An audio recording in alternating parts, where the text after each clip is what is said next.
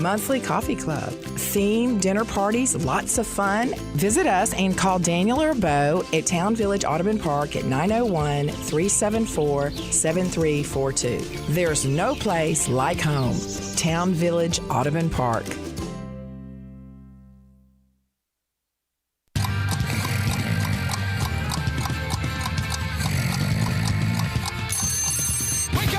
Welcome to Sports 56 Mornings with Peter Edmiston. Co-hosting Sports 56 Mornings is Anthony Sane. Here are Peter and Anthony with Sports 56 Mornings.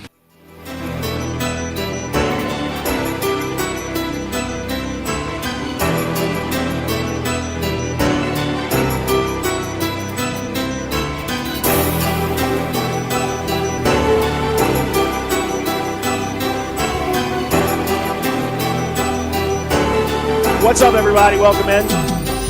Sports 56 Mornings, Pete and Sane. You know what it is, man. I'm Anthony Sane. Big Sane, you hear me? Big Sane, you hear me? You hear me? What number would you be? What's your number like in 13 is my number. If I ever played a pro sport, I rock 13. That's the number I talked my daughter into wearing when she played volleyball too. And then we got Jaren Jackson. You basically disparaged her volleyball career yesterday. Yeah, destroyed her whole. I promise you, she don't care. She don't have nothing to do with volleyball. It's so crazy, man. Because, and I had a texter that texted my personal line yesterday. We were talking about the personal.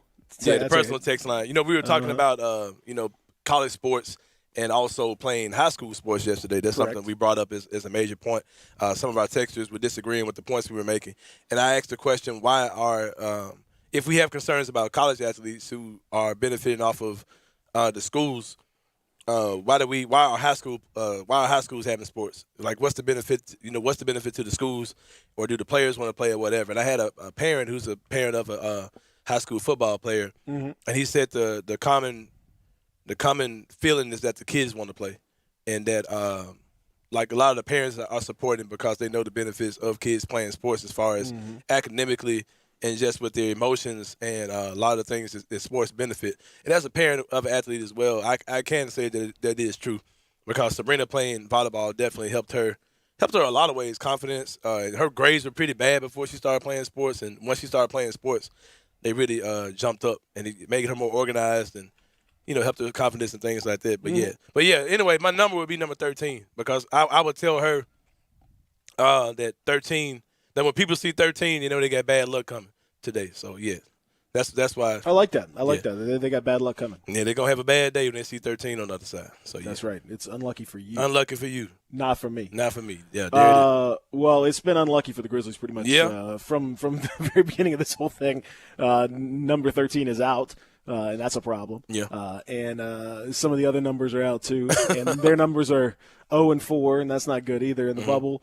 0-5 in their overall record. Have lost 11 of their last 15 going back into the All-Star break, which feels like 9 years ago, but it's technically still the same season. John, and as haven't won a game out, since we signed Jontay Porter. They are winless since signing the enigmatic Jontay Porter. Jontay Porter, whose brother MAGA Porter Jr. looks like MAGA Kevin Durant out there now, which is like MAGA Jordan. Yeah, MAGA Jordan. MAGA Jordan. That's gonna be the new nickname right there. MAGA Jordan. Yeah, I think I can ride with it. MAGA Jordan. Well, he looks like it because he's out there playing his tail off. Yeah. Man. So we're gonna talk about the Grizzlies situation, and it's not great. I'm not gonna sugarcoat it for you. Yeah, it's a beautiful day outside, though. I would say that. I mean, forget about everything else going on with the Grizzlies. Just go outside. It's nice. I think Dylan Brooks is pretty cool with the Grizzlies situation. Did you see his super cool blue shades he had on? He's got the blue blockers for the haters. Block the haters. Blue blockers. I can't see y'all. He's done multiple post-game interviews in locker rooms and stuff with the shades on. There's no reason. It's not that bright. Yeah, but, man. He's when he's in his bag on the court, then he tends to have some fun off the court. We'll talk about that. Obviously, we'll talk about the rest of the bubble and what's going on here on today's show. We're going to talk to our buddy Dustin, 5-star That's your first encounter with 5-star. We talk a little wrestling with 5-star on I'm with it. Thursdays. I can go with him on the wrestling, man. Well, good, because we had some big doings in AEW last night. Eric Bischoff joined forces. That's fascinating. So it means they're probably going to get canceled in the next year or so. Well, history's an indication. Right. Yeah, but he had a good run, man, for about 2 years. He was phenomenal. And he's back on TNT. He hadn't been on TNT since Nitro. So he had an idea to relaunch WCW. He was trying to buy it back from Vince McMahon. Yeah. Before it ended up getting sold to WWE. That's exactly right. Sad times, man. WWE just bought WCW just to make a mockery of those guys. Well, they really just wanted to get the video library Yeah. and use it for WWE Network, which is what they've been doing. Because it was not very expensive at all compared to what – I mean, The Rock paid 3 times as much for the XFL, The Rock and his ex-wife. Which is the weirdest situation in the world. Like him and his ex-wife constantly making business moves together. I know. And he upgraded her. Like he went and got – like he was like, well, okay, I'm The Rock now, so I got to give me a real wife. So it's a shame that take care of yourself. He couldn't. I don't know. They couldn't make that thing work. That's crazy, bro. Like there's no way I could be her. Like he went like literally said, okay, you're not okay. I'm The Rock now. You were fine when I was Dwayne Johnson, but I'm The Rock now, so I got to get another wife. Oh, okay, but yeah, we can keep this business thing going. I mean, it's a good situation though. They make a lot of money together. Yeah, exactly. To be fair, you got to give them that. I mean, you got to make it work. If you're making that much money, you're making successful products and people selling movies and all that stuff. Yeah, you know what? You make this thing work. It's a little uncomfortable. Yeah, I definitely can't do the same for my ex-wife. I definitely can't make $1 million purchases. Y'all aren't. Nah, we ain't on that level. Okay, all right. Well, there's still time. Yeah, I do my thing though. Don't give up. There's still time. Don't give up yet. So all that. Now, if you want to get in touch with us, you can. You can hit Sane up on his personal text line. No, you can't. Well, you can if you got the number. If you got my number, you can. That's facts. Yeah. That's. I mean, and if you don't, I'm gonna give you the number here real fast. 901 528. I would not. That's right. 544 526 5261. That's right. Sane will tell you what time it is and what the temperature is outside. And the specials at Captain D's. Shoney's and Captain D's. Shoney's breakfast buffet. Ooh, man, Jam 1. That was it right there.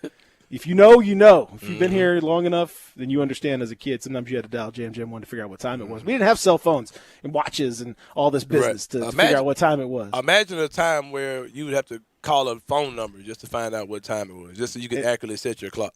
Time and temperature. And then by the time you find out that time, you're not sure it's actually still that time. Or... Yeah. Imagine those days. You had to set your clock. And you had to listen to an ad. You had to listen to an ad to do it. So by the time you get the time, okay, was it the time when I called? Shoney's breakfast buffet is delicious. It's only $3.99. And for all the pancakes and syrup you can have. Shoney's time, 7:12. Right. Temperature, 65. Also, keep in mind, in 2020, eating buffets might be the most dangerous thing ever.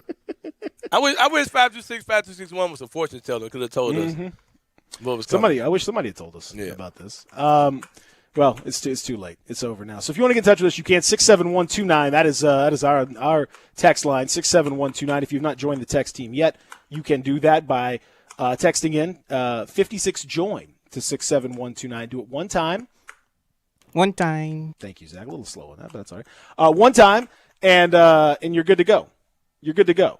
Just make sure you do that first. If you don't do that, then we will not get your text. So I want to make sure your text gets through. So if you've never texted us before, make sure you text 56 join to 67129. That helps you join the text team, and then just do it once, and then save it as a contact, and then you're good, and you can text us anytime you want. I made that move as people do overnight ago. Sometimes. You know what I mean? Yep. We talked I made about that move many years ago, man. I joined you locked the in the text phone. team. Locked into my right. phone number probably 10 years ago. That's exactly right. And then and you hadn't looked back. And you haven't. Once you do it once, like Sane did, and I've done it. I did it where my name pops up. If I ever text in on the text line, my name pops up. Yeah. I'm like the only one who's. You got a VIP. I got the VIP. It's in all caps too. Let me see what mine does if I text it, John. Go ahead, talk amongst yourself. It's just gonna put your number up. I just want to see it. I just want to see it come up. Well, all right. Yeah, you gonna text the show. Anthony's gonna text the show. Just to see what happens. This seems like such a inefficient way to get involved in the program, but that's on him.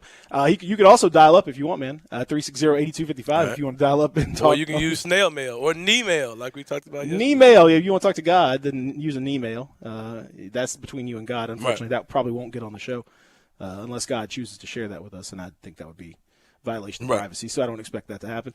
You can send us a message at 6080 Mount Moriah Extended, Memphis, Tennessee 38115. If you want to send us letters, if you could you want to fax us, I don't know what that number is. We got a fax machine here too. People used to fax the show back in the day before texts. Hot takes came in via fax. That was one of the weirdest things ever. You People done took have- time off your job. To step people into- would have. There would be like long handwritten scrolls of that fax paper would be that real thin kind of, Yeah. and it would scroll off, and you'd have to unroll it, and it was like unrolling weird Those ain't got nothing scrolls. better to do. Well, it does seem to be a delay on the text machine. I sent my own sucks. text in, and it took a while for it actually popped up. It takes. There's about a. Well, you could hit it'll pop up immediately if you choose to reload it. You can choose to reload it. It automatically reloads every minute, but if you want to do it faster, you can. That's up to you. I got you. Well, I sent in this new dude. This new dude is trash. That's what I sent in. No, actually, that's not from you. That's somebody else. That's why you didn't get that one yet. Yeah. All right. So, of course, we would be remiss as we introduce the program if we didn't introduce one of America's producers. Yep. He's got Out of all the producers in America, he is one of them. Yeah. Let's never forget that. The fraternity of radio producers. Yep, he is definitely one of them. He is now, what'd you say, Sane? The maven of The clean maven shaven? of clean shaven. Uh-huh. The master debater. He's also the prince of Whitehaven. Don't forget about that. He's Yep. the king of everybody else's bling. He's the Baron and not Sharon. He's the Scrooge McDuck. Not giving up, let's say, luck. He's the Lord of Westwood. That's according to his grandma, I believe. It was your grandma in Westwood, is that right? Yeah. Yeah, that's right. Okay, so Lord of Westwood. Don't forget about that either. Yeah. He's the Duke of the Cuke, Umber. Loves them veggies. Loves them oatmeal raisins. Garbage. And now he's looking super fine with that slick, hairless, bald dome. Soon to be fully glistening. Come on. The more people be listening, the more his dome be glistening. Ladies and gentlemen, Zachary Boyd, Yes, sir. Rack City's finest. What's up, Rack City, Zach? What's going on, guys? Good, man. See, you got the doo-doo brown UPS shirt on. You know what I'm saying? Ready to do your thing? Ready to make some deliveries as soon as you get out of work? No. About to deliver some hot takes? You gonna deliver some opinions? No. It was Nothing? it You was got the no last opinions shirt. today? It was the last shirt, polo shirt in my closet. So I gotta wash some clothes again. Feel you, bro. You might want to wash before you get to that last one, though. No, but the craziest thing about it is like I washed like 2 days ago. So But what have you been doing? Did you just not wash your polos? no, I've washed 2 basket loads. You strike me as somebody who's very fastidious about their washing. Like you're taking care of all the you're separating stuff out and you're doing things the right Oh way. yeah. I separate my whites and coloreds, and I wash them separately, so none of the colors will bleed into the whites and everything. So yeah, I make sure take the time to separate them, and then I will fold the clothes once they're dry. Wait, what did you separate? I said I make sure I separate them. You know, Separate what though? Separate what, bro? the clothes. No, I know. What'd you call them though? The clothes, Yeah, the whites and the what now? What would you say? the colors. Colors. I don't think that's what it is. I don't believe that's What? They colors, what like red, blue, like No, I they're know. No, you colors. said colored still. Like, Colors. There it was. Yeah, that's not. That's not. That's not. It's man, colors. That's our problem, man. We too separated, man. Why you trying to separate the I colors? know exactly, man. Come on.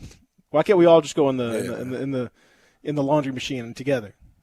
Why we got to separate them out like that? Come on, man. I was raised to separate Which my one? clothes. Oh, I know that was the tradition back in the day, man. But it's 2020.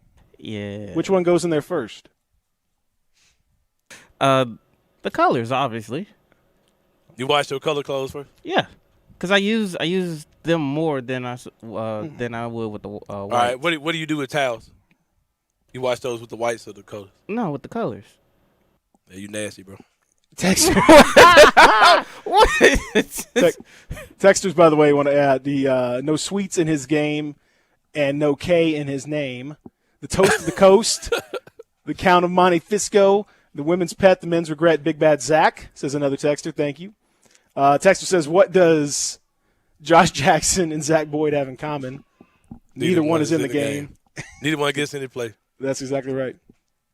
Right. Oh! We going to go back to something, too, though, bro. Because we're not just going to let that just slide by. What? You said that you wash your color clothes and your towels together. Yeah. All right, so you wash your clothes on cold or warm, probably cold, right? I think cold. You need to put your towels, you need to wash your towels either by themselves on hot or with your other white clothes on hot, bro. What's the theory with that? Your towels have like your body's bacteria in them, so you need to wash those in hot water. You probably got corona too, bro. No. I don't know if you can get corona, but you can definitely your towels. You could get Do your towels smell funky? No. Okay, because if you don't hit them with that hot, and you don't get them a little sanitized or whatever, then you got to sanitize your towels in the hot water. They're gonna have a little bit of a kind of a thing going. Just trying to be a good father figure for you. A little bit of a twang, a little bit of a wash the towels in hot water. That's for everybody, man. Stop washing your towels in cold water. I don't know are people washing their towels in cold water? Exactly. I hope they're not doing that. I don't check the washing machine all the time. You know, most of the time I just throw them in there and just start washing because it's already preset. Because my mom will wash clothes. That's my mom. She will wash clothes, and so once she finish hers, and then I come back behind her. Okay. Zach, I'm gonna send you a clip to play during one of the breaks from the movie Spider-Man Into the Spider-Verse. And great movie. If radio doesn't work out, bro, you definitely could do voiceover work because I swear this sounds just like you. But I'll send it to you. I'm excited about whatever this is that you got going here. Now, we talked about Zach having 3 polos.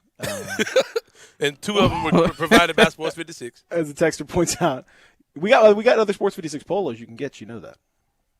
Yeah, I have get you some. I have more polos at the house. You just ain't washed. Okay. Some of them not washed, but there's a couple of them that I haven't worn just yet. Okay. All right. So let's just letting folks know that's how it is. So for Zach, that's good news for Grizzlies fans. Less good, and we're going to talk about that coming up. What happened yesterday? Kind of a carbon copy in some respects of what we've seen. This was probably a little better played game, maybe a little more fun game overall than many of the games that we've seen in the bubble. But the result was exactly the same. Yeah. A Grizzlies loss, and now the Grizzlies are really just kind of clinging to hope here in terms of the playoffs and everything else, because they're sliding down very, very quickly. Thunder tomorrow, you lose that one, and it's just now you're up there and just hoping for other teams to start losing at that point, because it is pretty rough. We're going to talk about the specifics of what happened. It was not Dylan Brooks' fault. Yeah, it was. It's always Dylan Brooks' fault by default.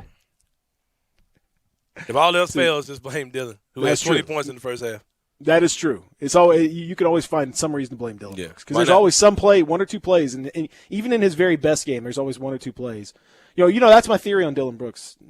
Saying is that if it doesn't matter how well he plays, there's always at least 2 shots per game that he should not take. Yeah. If he could just knock those 2 shots out of his game, he'd be so much better. Well, I don't care who it is. I don't care what game it is. Some games it's 10 shots he shouldn't take, but and even in his best game, there's 2 that he shouldn't take. And if he just knocks those 2 out, man, his percentages would be better. He'd be the whole thing. But he just can't. He just cannot. He just can't help himself. He just can't do it. But he was not the major issue. We'll talk about a couple of issues that you know about, maybe some that you don't. We'll talk about what happens from here. I got a question for you about your guy. And yes, everyone's your guy. Yeah. But this guy's definitely your guy. Okay. Zion. I got a question for you about Zion. All right. We're going to do that. later on in the show. And a whole lot more. So stick around because when we come back, we're going to talk Grizzlies and Jazz and Mike Conley.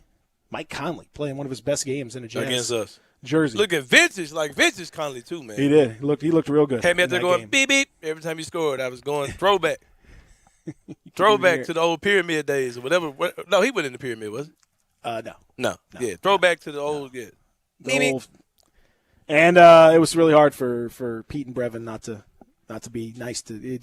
They wanted to even want to cheer a little bit for Mike Conley. How can you not? He's a nice dude. We'll talk about that when we continue here.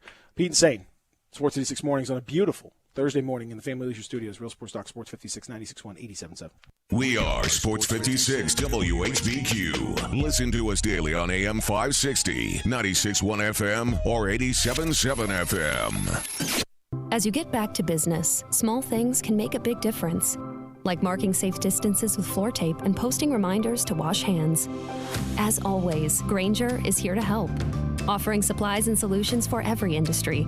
Free access to product specialists, 24/7 support, safety recovery guides, and more.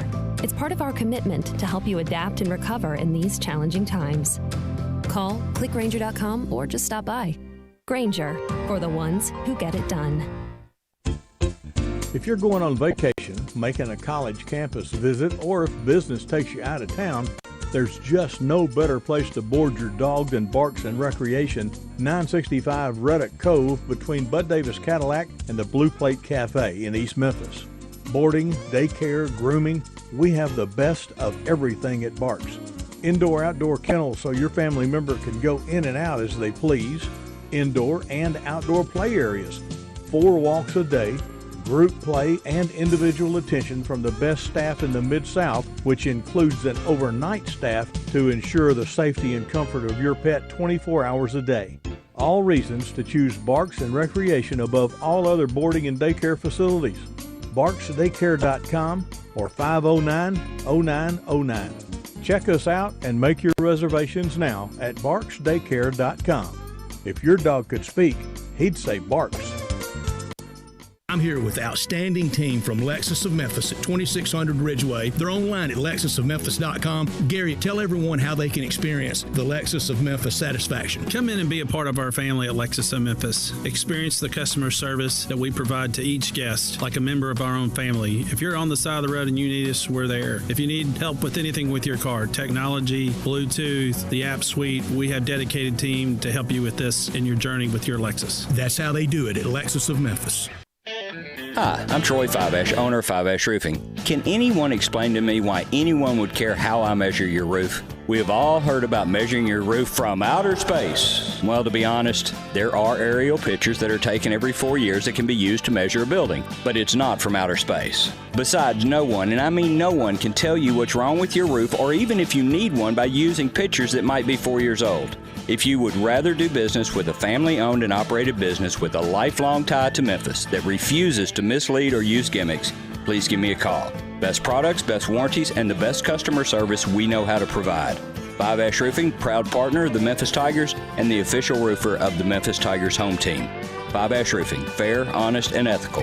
367-0050 or memphisroofer.com. 367-0050 or memphisroofer.com. Fiveash Roofing, it's what we do. We're here for you. Welcome back to Sports 56 Mornings with Peter Edmiston. Yes, I will be good, I promise. Co-hosting Sports 56 Mornings is Anthony Sane. That's great, man. Now, back to Peter and Anthony. I've been a lot of places, seen a lot of faces. Oh, hell, I even with different races. A white dude, his name was John. He had a Queen Bee Rules tattoo on his arm. He asked me if I'd be his date for the prom, and he'd buy me a horse, a Porsche, and a farm. What's the theme for today? Today is Thirst Trap Thursday, dedicated to artists that have made music and videos that have been the attention of thirsty men's eyes and their hearts and all of their parts over the years. Now, are you controlling this, or is Zach controlling this? This is Zach. Okay. I just gave Zach the artist, and he's picking the music. You gave him the artist? Yep. Okay. See, a lot of times we just let Zach just have full reign over it, and then watch him. Nah, because I don't want to go into Zach's imagination. Sometimes it's fun to see what happens. Nah, that's scary. That could be scary. You think my imagination is that wild? Because if I say, okay, Zach, play music that arouses the male anatomy, ain't no telling what Zach may come out with.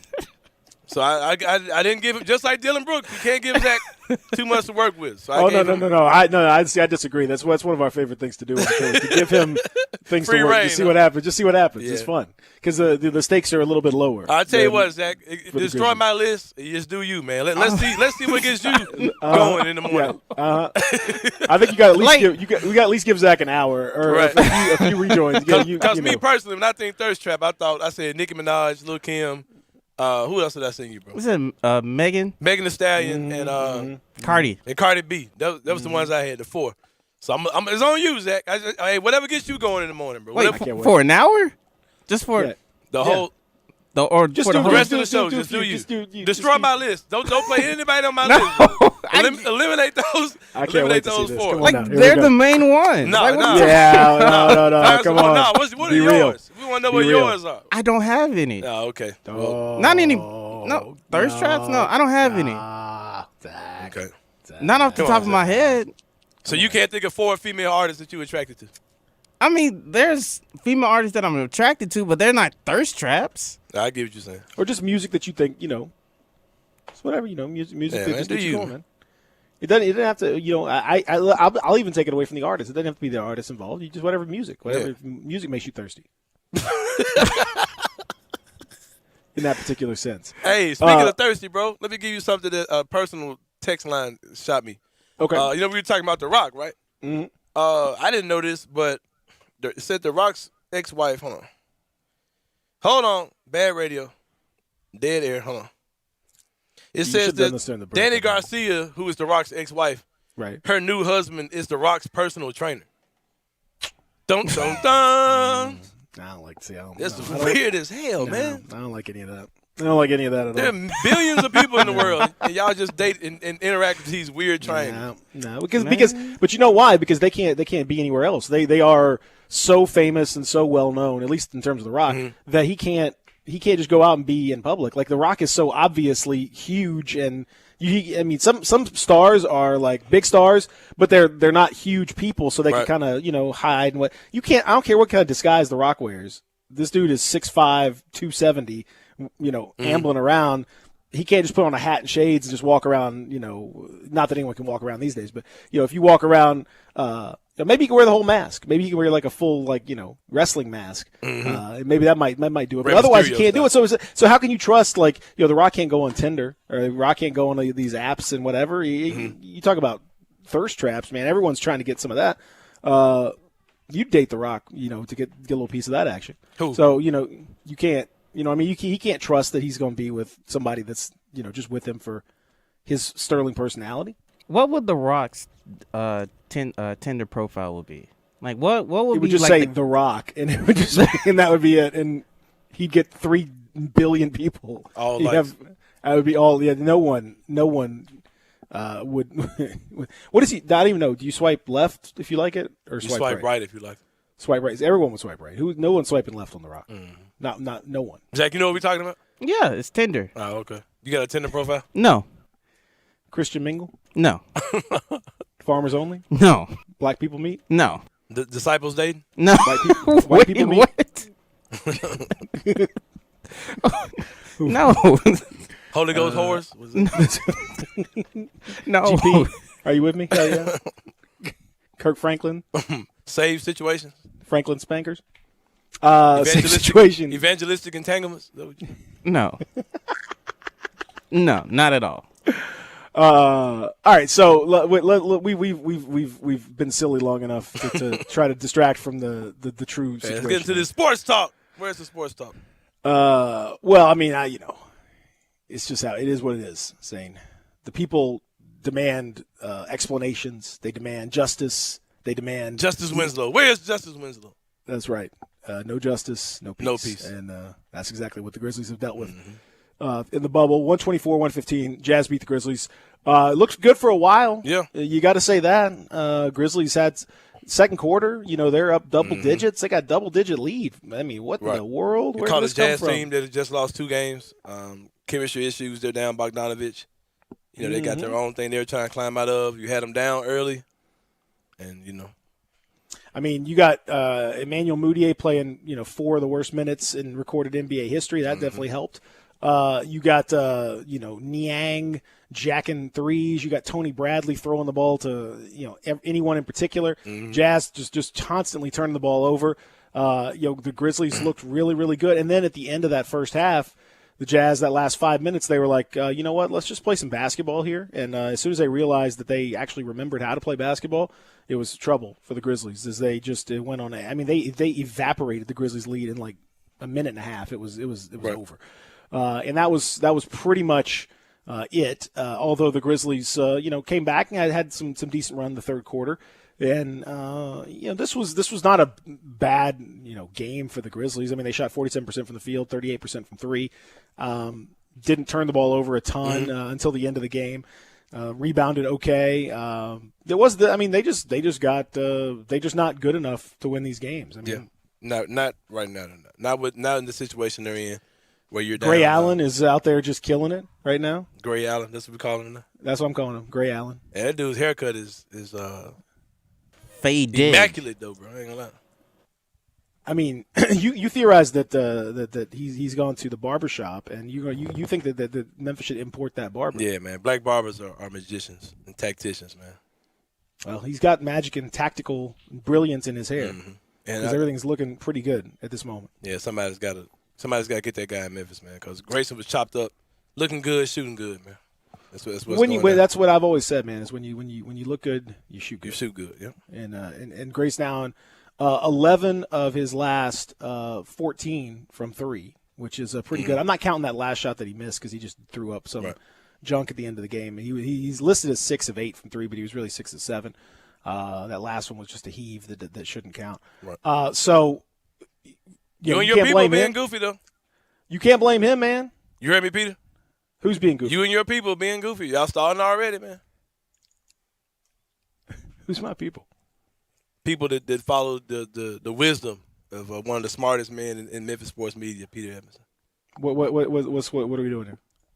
Getting caught up in the moment, being prisoners of the moment. What do you mean?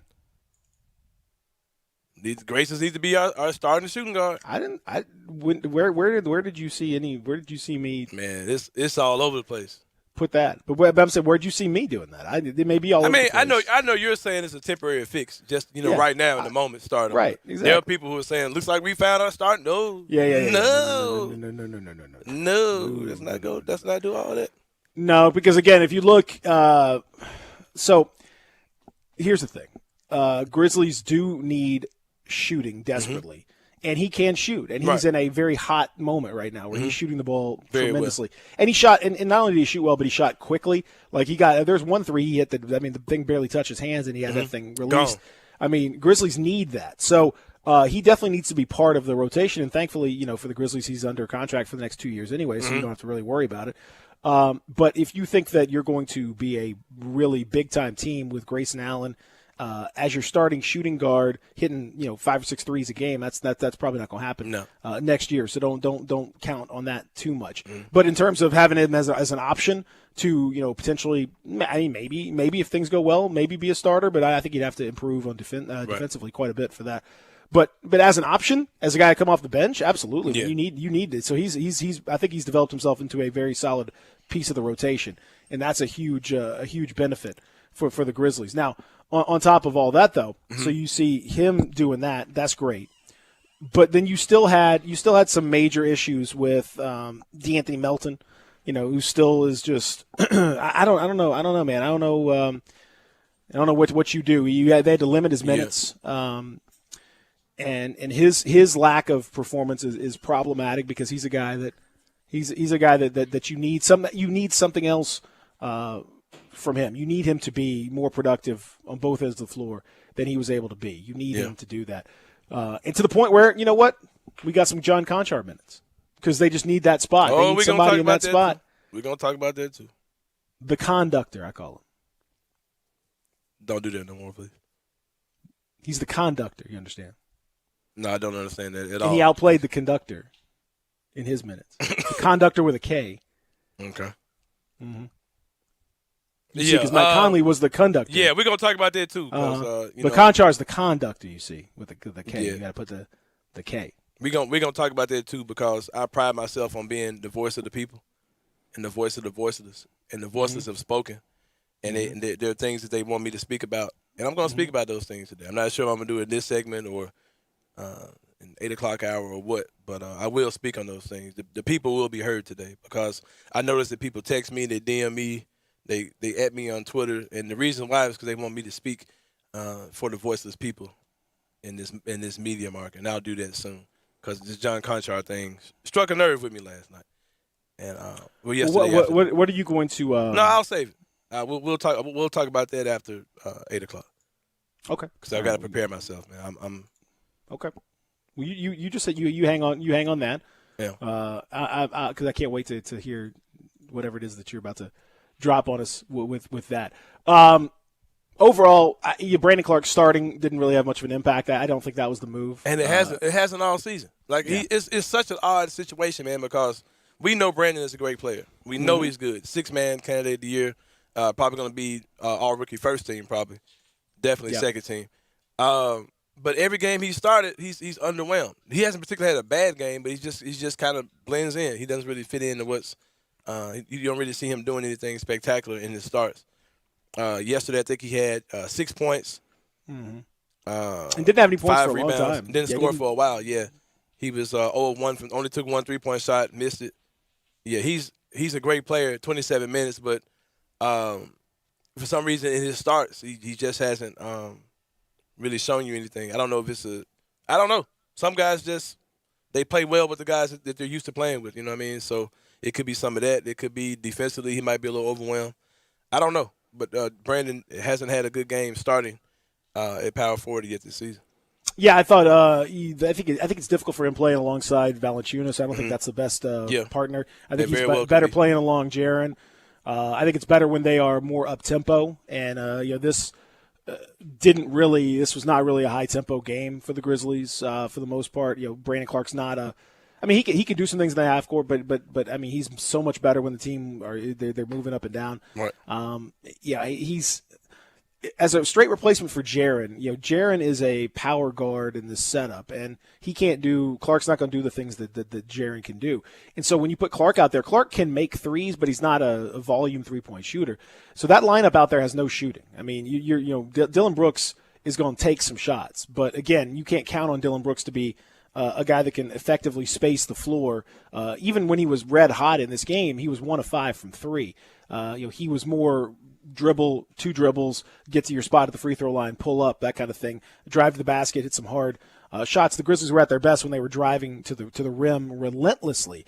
But because they don't have any spacing in that first unit, Valanciunas, he took 3 threes. You don't really need him taking any threes. Clark is not a 3-point shooter. Kyle Anderson stopped shooting, for crying out loud.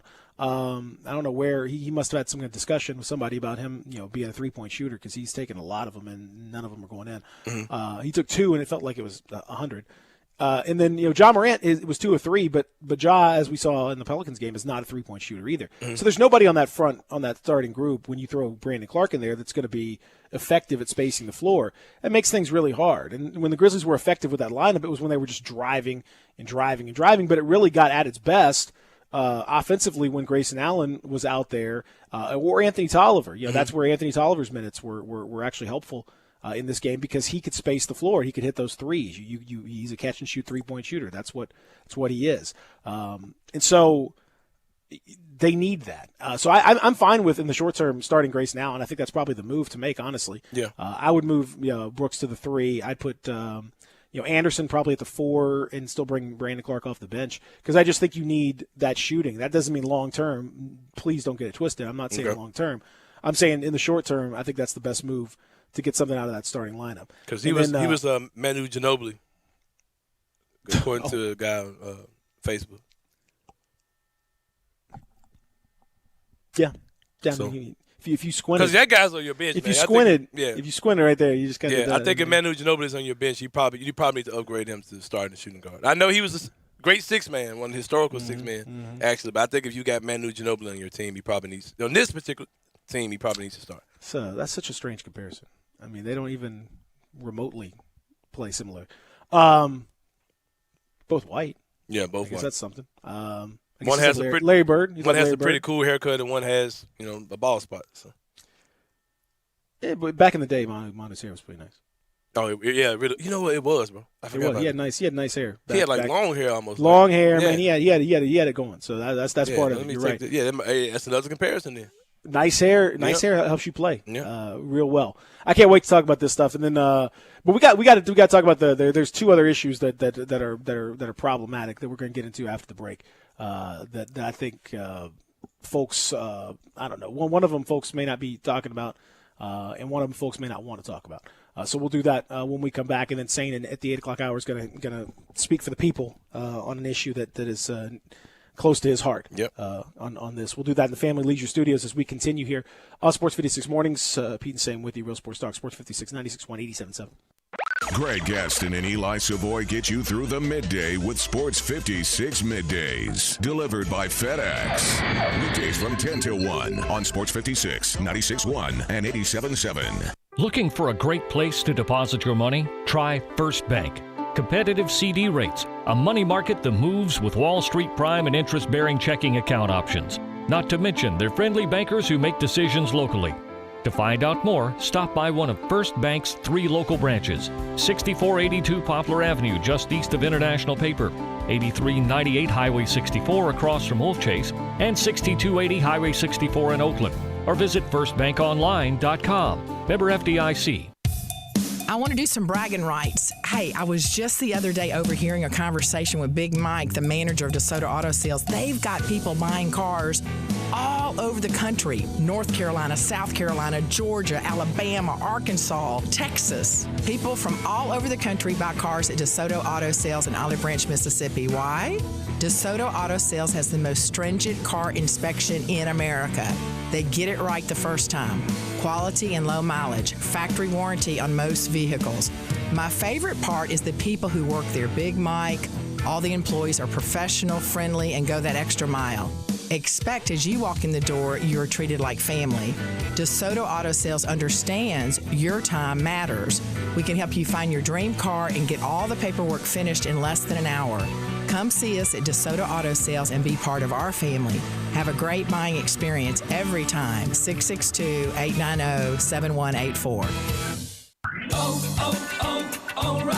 O'Reilly Auto Parts can help make your auto maintenance easier. So when your car isn't stopping like it used to, our professional parts people will help you find the brake parts and supplies to do the job right the first time. Right now, get 15% off a set of brake vest pads and 2 rotors, plus O'Reilly Brake Cleaner, 2 for $5. Stop by or visit O'ReillyAuto.com today. O'Reilly Auto Parts. Central Barbecue is committed to the health and safety of this community, who has supported Central for almost 20 years. Central Barbecue is still open for business with to-go and delivery options to serve the greater Memphis area. With the same great barbecue you have come to know and love, with 4 locations to serve you. From downtown, midtown, and East Memphis, you can order your favorite barbecue and enjoy everything on the menu in the comfort of your own home. Call your nearest Central Barbecue location for more information on delivery and to-go options today. You already know you can listen to Sports 56, 96.1, and 87.7 anywhere with the Sports 56 app or at sports56whbq.com. But you can also watch live video of all of our shows on Twitter, Facebook, YouTube, Instagram, and Periscope. Don't miss out on anything. Stay in touch with Sports 56, 96.1, and 87.7 on social media. Welcome back to Sports 56 Mornings with Peter Edmiston. Yes, I will be good, I promise. Co-hosting Sports 56 Mornings is Anthony Sane. That's great, man. Now, back to Peter and Anthony. Kinda don't want none unless you got buns, hun. Boy toy named Troy used to live in Detroit. Big money, he was getting some coins. Was the shootouts with the law, but he lived in a palace. Bought me Alexander McQueen. He was keeping me stylish. Now that's real. This is good. I like it. Thirsty Thursday or Thirst Trap Thursday? Thirst Trap Thursday. Sports 56 Mornings. I'm with you on that one. Was that Nicki Minaj and is it like a mashup? Sir Mix-a-Lot? Yeah. I like that mashup there. I'm a big mashup guy. I like mashups. I like what's going on. You like mashed potatoes? I like mashed potatoes too. Are you? See the puppy? I'm bringing our puppy Honey Bun is making a cameo appearance here. I see that. So, quick question here: Is it Thirst Trap Thursdays? Are we just doing strictly women, or is there guys in this? Man, this dude in just took it somewhere. I ain't ready to go, man. Because we got women listening. What makes you thirsty? But we listen. I think this is a fair point. We got people listening of all different. We got women listening. We probably got men listening that are into men. We probably got all kinds of different. Yeah, you're right, man. So we got to open the. I try to make it simple. Whatever makes Zach thirsty, but. I mean, but Zach is a kind-hearted man. I mean, like he wants everyone to experience the thirst and all that, and that's nice. I appreciate you thinking about other folks like that. I try to, man. That's beautiful. Just like as we've always said, man, do what you feel. Whatever you feel is right. That's up to you. And, if it's wrong, we'll let you know. If you feel like playing some what's the dude's name? La Vida Loca dude. Oh, Ricky Martin? You feel like playing some Ricky Martin, bro, because that's what gets you going in the morning? Who am I to judge you, bro? I like some Ricky Martin. That's all right. Me Ricky too. Martin's good. He don't make me thirsty, though. I mean, thematically, maybe it's a little off, but, but maybe for some people, that's what makes it work. So, I can't. I'm not gonna. Oh, God. Can I go back to a text, too? Yeah, you can. So while we're talking non-sports stuff? Yeah. We talked earlier about Zach washing all of his clothes together and washing his towels in cold water. And we talked about the hygiene issues with it. And someone asked, are you saying that you're still dirty after a clean shower? No, bro, warm, cold setting with all my clothes, and I'm a coach. First of all, you're not made out of 100% cotton, and you don't hang on a rack all day. So how you wash your body has nothing to do with how you wash your clothes, how wash your towels. And how you decide to wash your ass has nothing to do with me either. So, although you just need to do it. Yeah, just make sure you're washing, brother. Warm water, cold water. I don't see the much like. I mean, it's a little bit like Lysol works on surfaces, but it does not work on your body. You well, not in your body. There's Lysol, or really on your body. Frankly, it's not really going to be very good on your body. That's debatable. It may kill your. It's also going to hurt. Dry out your skin and make you. It's not going to be good for you long term. Yeah. It may do a little bit good, but it's going to do some bad as well. But keep in mind, stick on to black surfaces. Man. Black people we believe a certain different code of cleanliness as far as stuff like that goes. So. Yeah, but I'm saying that's not going to be cleanliness. That's going to be you're going to hurt yourself. That's just going to be it's going to be bad all the way around. You could be extraordinarily clean without doing that because that's so. Wash the towels in hot water, man. Yeah, that long story short. Just do that. Do separate. There's really nothing to argue about. Just wash your clothes. It's just hot water, Just like putting a mask on. Guarantee that dude don't wear a mask either. Whoever said that. Are you telling me I can't wash my towels in cold water? You can do whatever you want to do, brother. That's right. Put a mask on. Mask but up. You should. Here's the things you should do and things you can do. Please. I'm not going to wash my clothes in hot water like some type of animal. You can't control me. It's not a law. It's a mandate. Okay. All right, brother. It's a mandate. Fine. Right. Please do it. Ja Morant. Anthony said. Ja Morant. I'm a little concerned, man. And I'm about to say something that I haven't seen really said too much. This isn't based on any information or anything. This is just pure speculation. Ja doesn't look right to me. And I kind of watch him on the ball, off the ball, his body language. And I don't think it's an issue of Ja just – because, people are saying – and I saw my friend Joe Mullinax was trying to kind of bait him into this question. Asked him about picking spots and how aggressive he's been and things like that.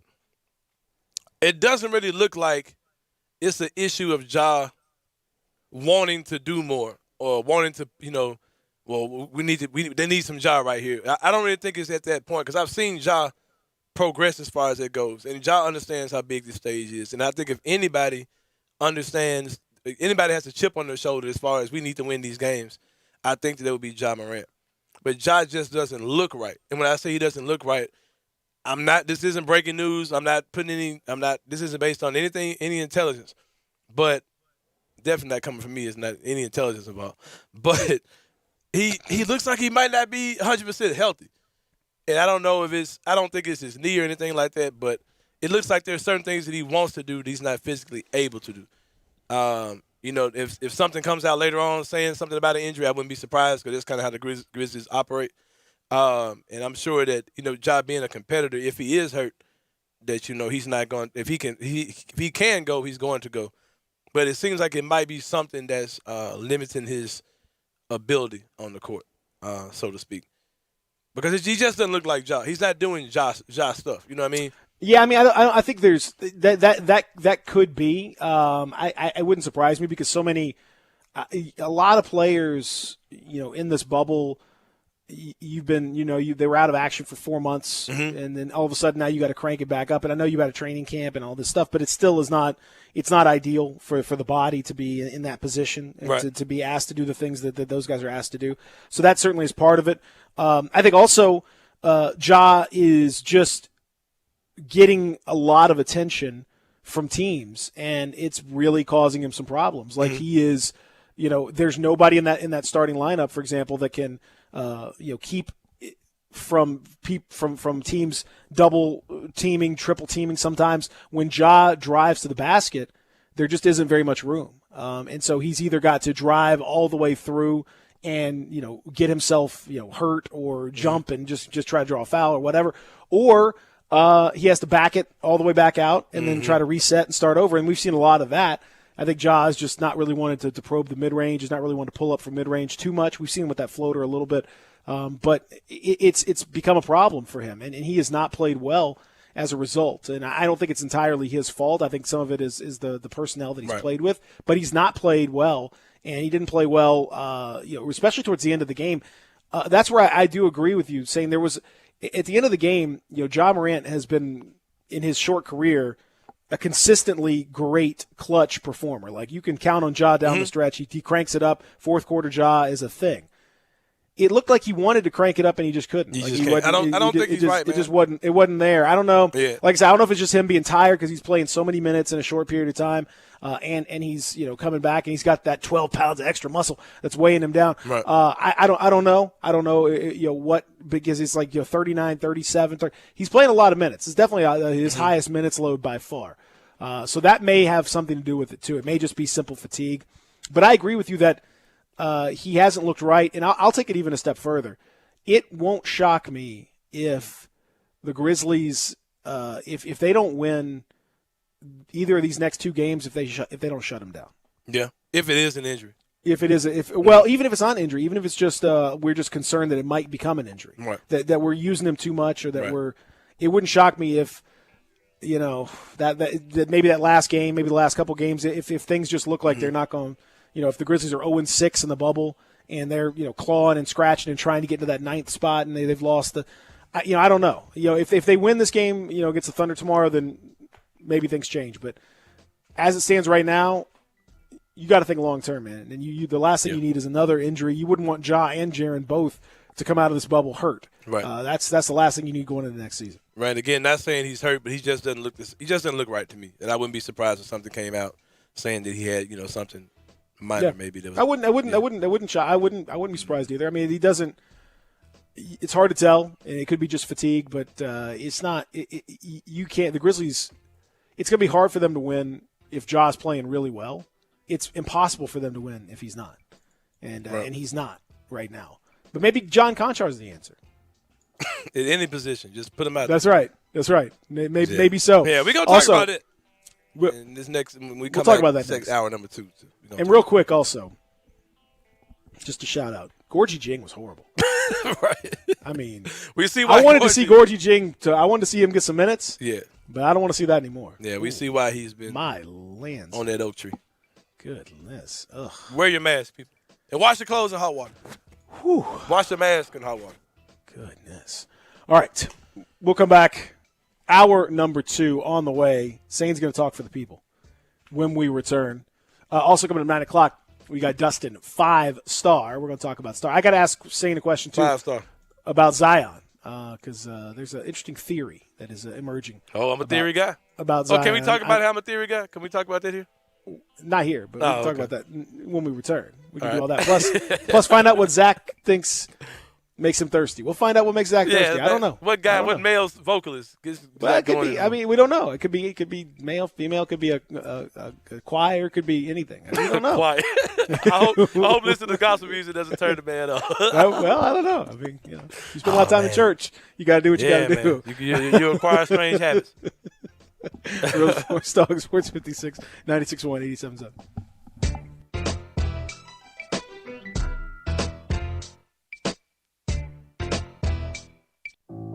Commitment, dedication, perseverance. At FedEx, our people are our strength. Even during these unprecedented times, we are delivering medical supplies, test kits, and the things you need every day. Helping the world move forward together. Strength, what we deliver by delivering. FedEx.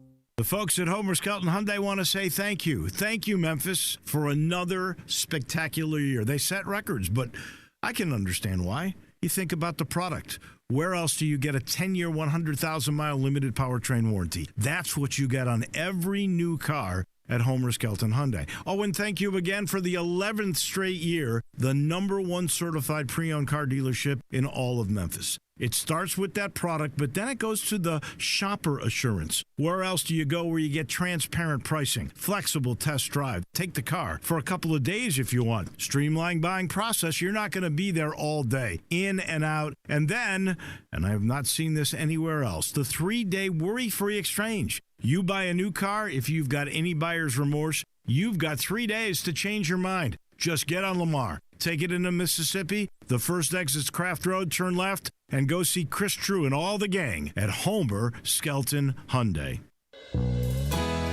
Great news, sports fans. The Butcher Shop Steakhouse is now open for dine-in service.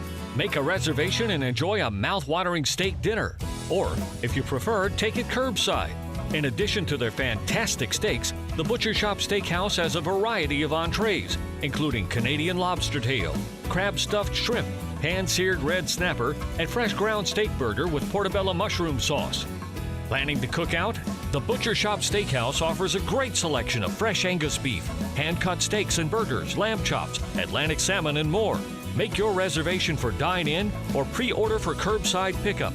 The Butcher Shop Steakhouse, dine-in, curbside, and delivery. Plus, enjoy the sizzle of top-quality Butcher Shop steaks on your own grill. Call us at 757-4244 and visit our website, thebutchershop.com, for menus and more. The Butcher Shop Steakhouse, Walnut Grove and Germantown Parkway.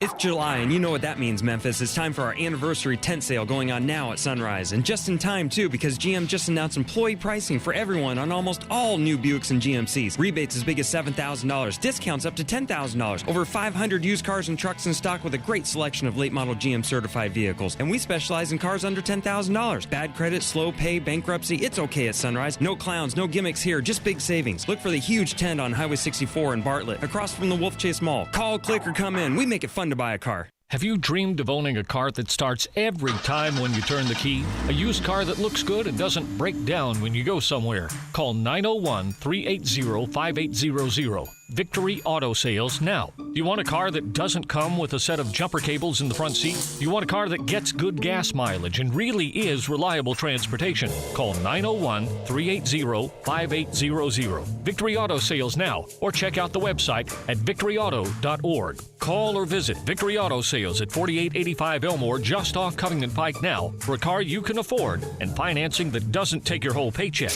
When you call Victory Auto Sales at 380-5800, you can throw away the jumper cables. When you buy a car from Victory Auto Sales, the tow truck driver will no longer be your best friend.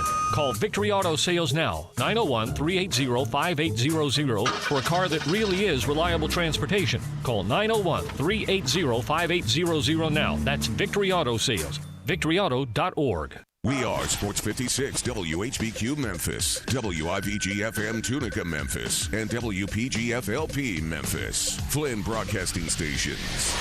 Welcome back to Sports 56 Mornings with Peter Edmiston. Yes, I will be good. I promise. Co-hosting Sports 56 Mornings is Anthony Sane. That's great, man. Now, back to Peter and Anthony.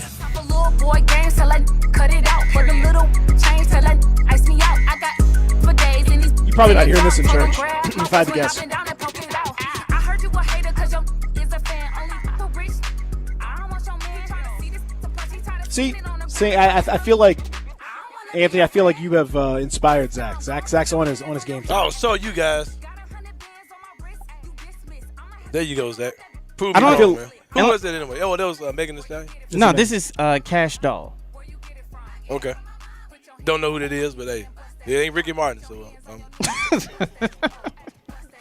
Why are you worried about him playing Ricky Martin? Just let him play Ricky Martin if he wants to. Hey, man. It's the I don't even listen to Ricky it's the Martin. Vita Loca. Why are you trying to the Cup of Life, man? Cup of Life is one of my. That's a great song. Oh, I like that man music. Ricky Martin. Thank you. Yeah. All right, so for those that don't know, hour number 2 is here.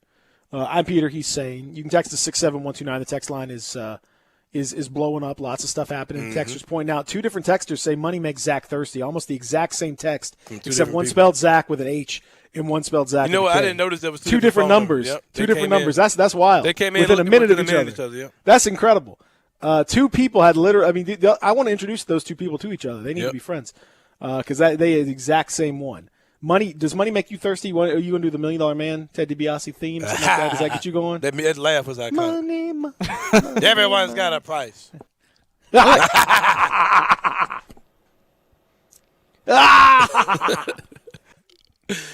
I'm more like Dion. Oh yeah. Dion is he? Was that must be the money? Must be the money. Must be the money. Whatever makes him thirsty. That's what's happening right there. Texter says, good morning, guys. While I will not blame Dylan Brooks for another loss, I do believe Grayson Allen should start over him with the way they're both playing. Your thoughts? I don't think Grayson Allen should start over Dylan. I think he should start alongside Dylan. I still think you need Dylan's Dylan-ness for this team. You just have to accept that that's the way it is. You just need better, stronger guards around him.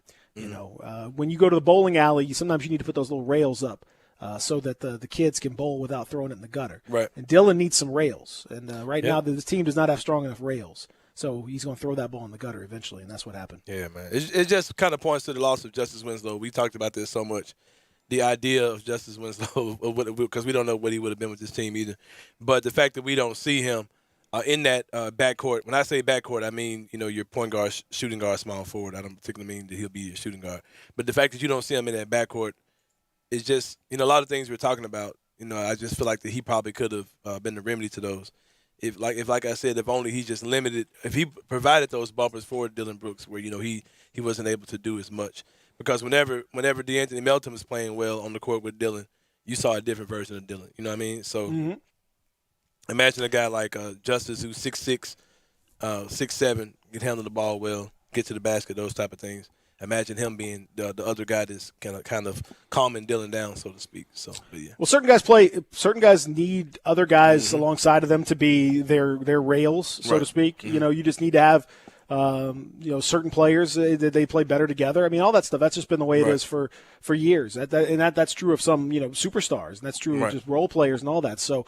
I think you got to find the right mix of guys. I think that's one of the reasons why we talked about in the last segment. Brandon Clark has not been as effective when you just plug him into the existing starting lineup because he doesn't play well. Right, with the guys he's around. Right. Prime example is J.R. Smith when he was with the Knicks. He was a meme. He still is a meme, but he was a walking joke in New York. And when he got with LeBron James was able to be that guy that limited what he was able to do and pull out the best in him. And he was a guy that was a crucial part to that championship team in Cleveland. I mean, look no further than Zebo. Right. Zebo was a joke. I mean, Zebo was traded for nothing. Zebo was given away just because the Grizzlies would take his contract. Right. I mean, it was a nothing deal. Quentin Richardson, just take the contract, whatever. And he was a black hole, and he was a disaster, and he was locker room cancer, and blah blah blah, and all this. And you find the right role, and you find the right partner, and you find the right people with him, and next thing you know, he's one of the best players in the league, 20-10 on a regular basis, and probably ends up being the best Grizzly in history, depending on who you talk to. So. That's just where it is. Some I got players another one too. I got another one. If you remember when Tony Allen first got here, he used to drive Lionel Hollins crazy because when you bring him out the bench, he would turn into Tony Jordan. He'd come in trying to be the scorer. Yep. And once you put him in the starting lineup with Zach, their chemistry was so great together, and they kind of, like you said, they were bumpers for each other almost to an extent.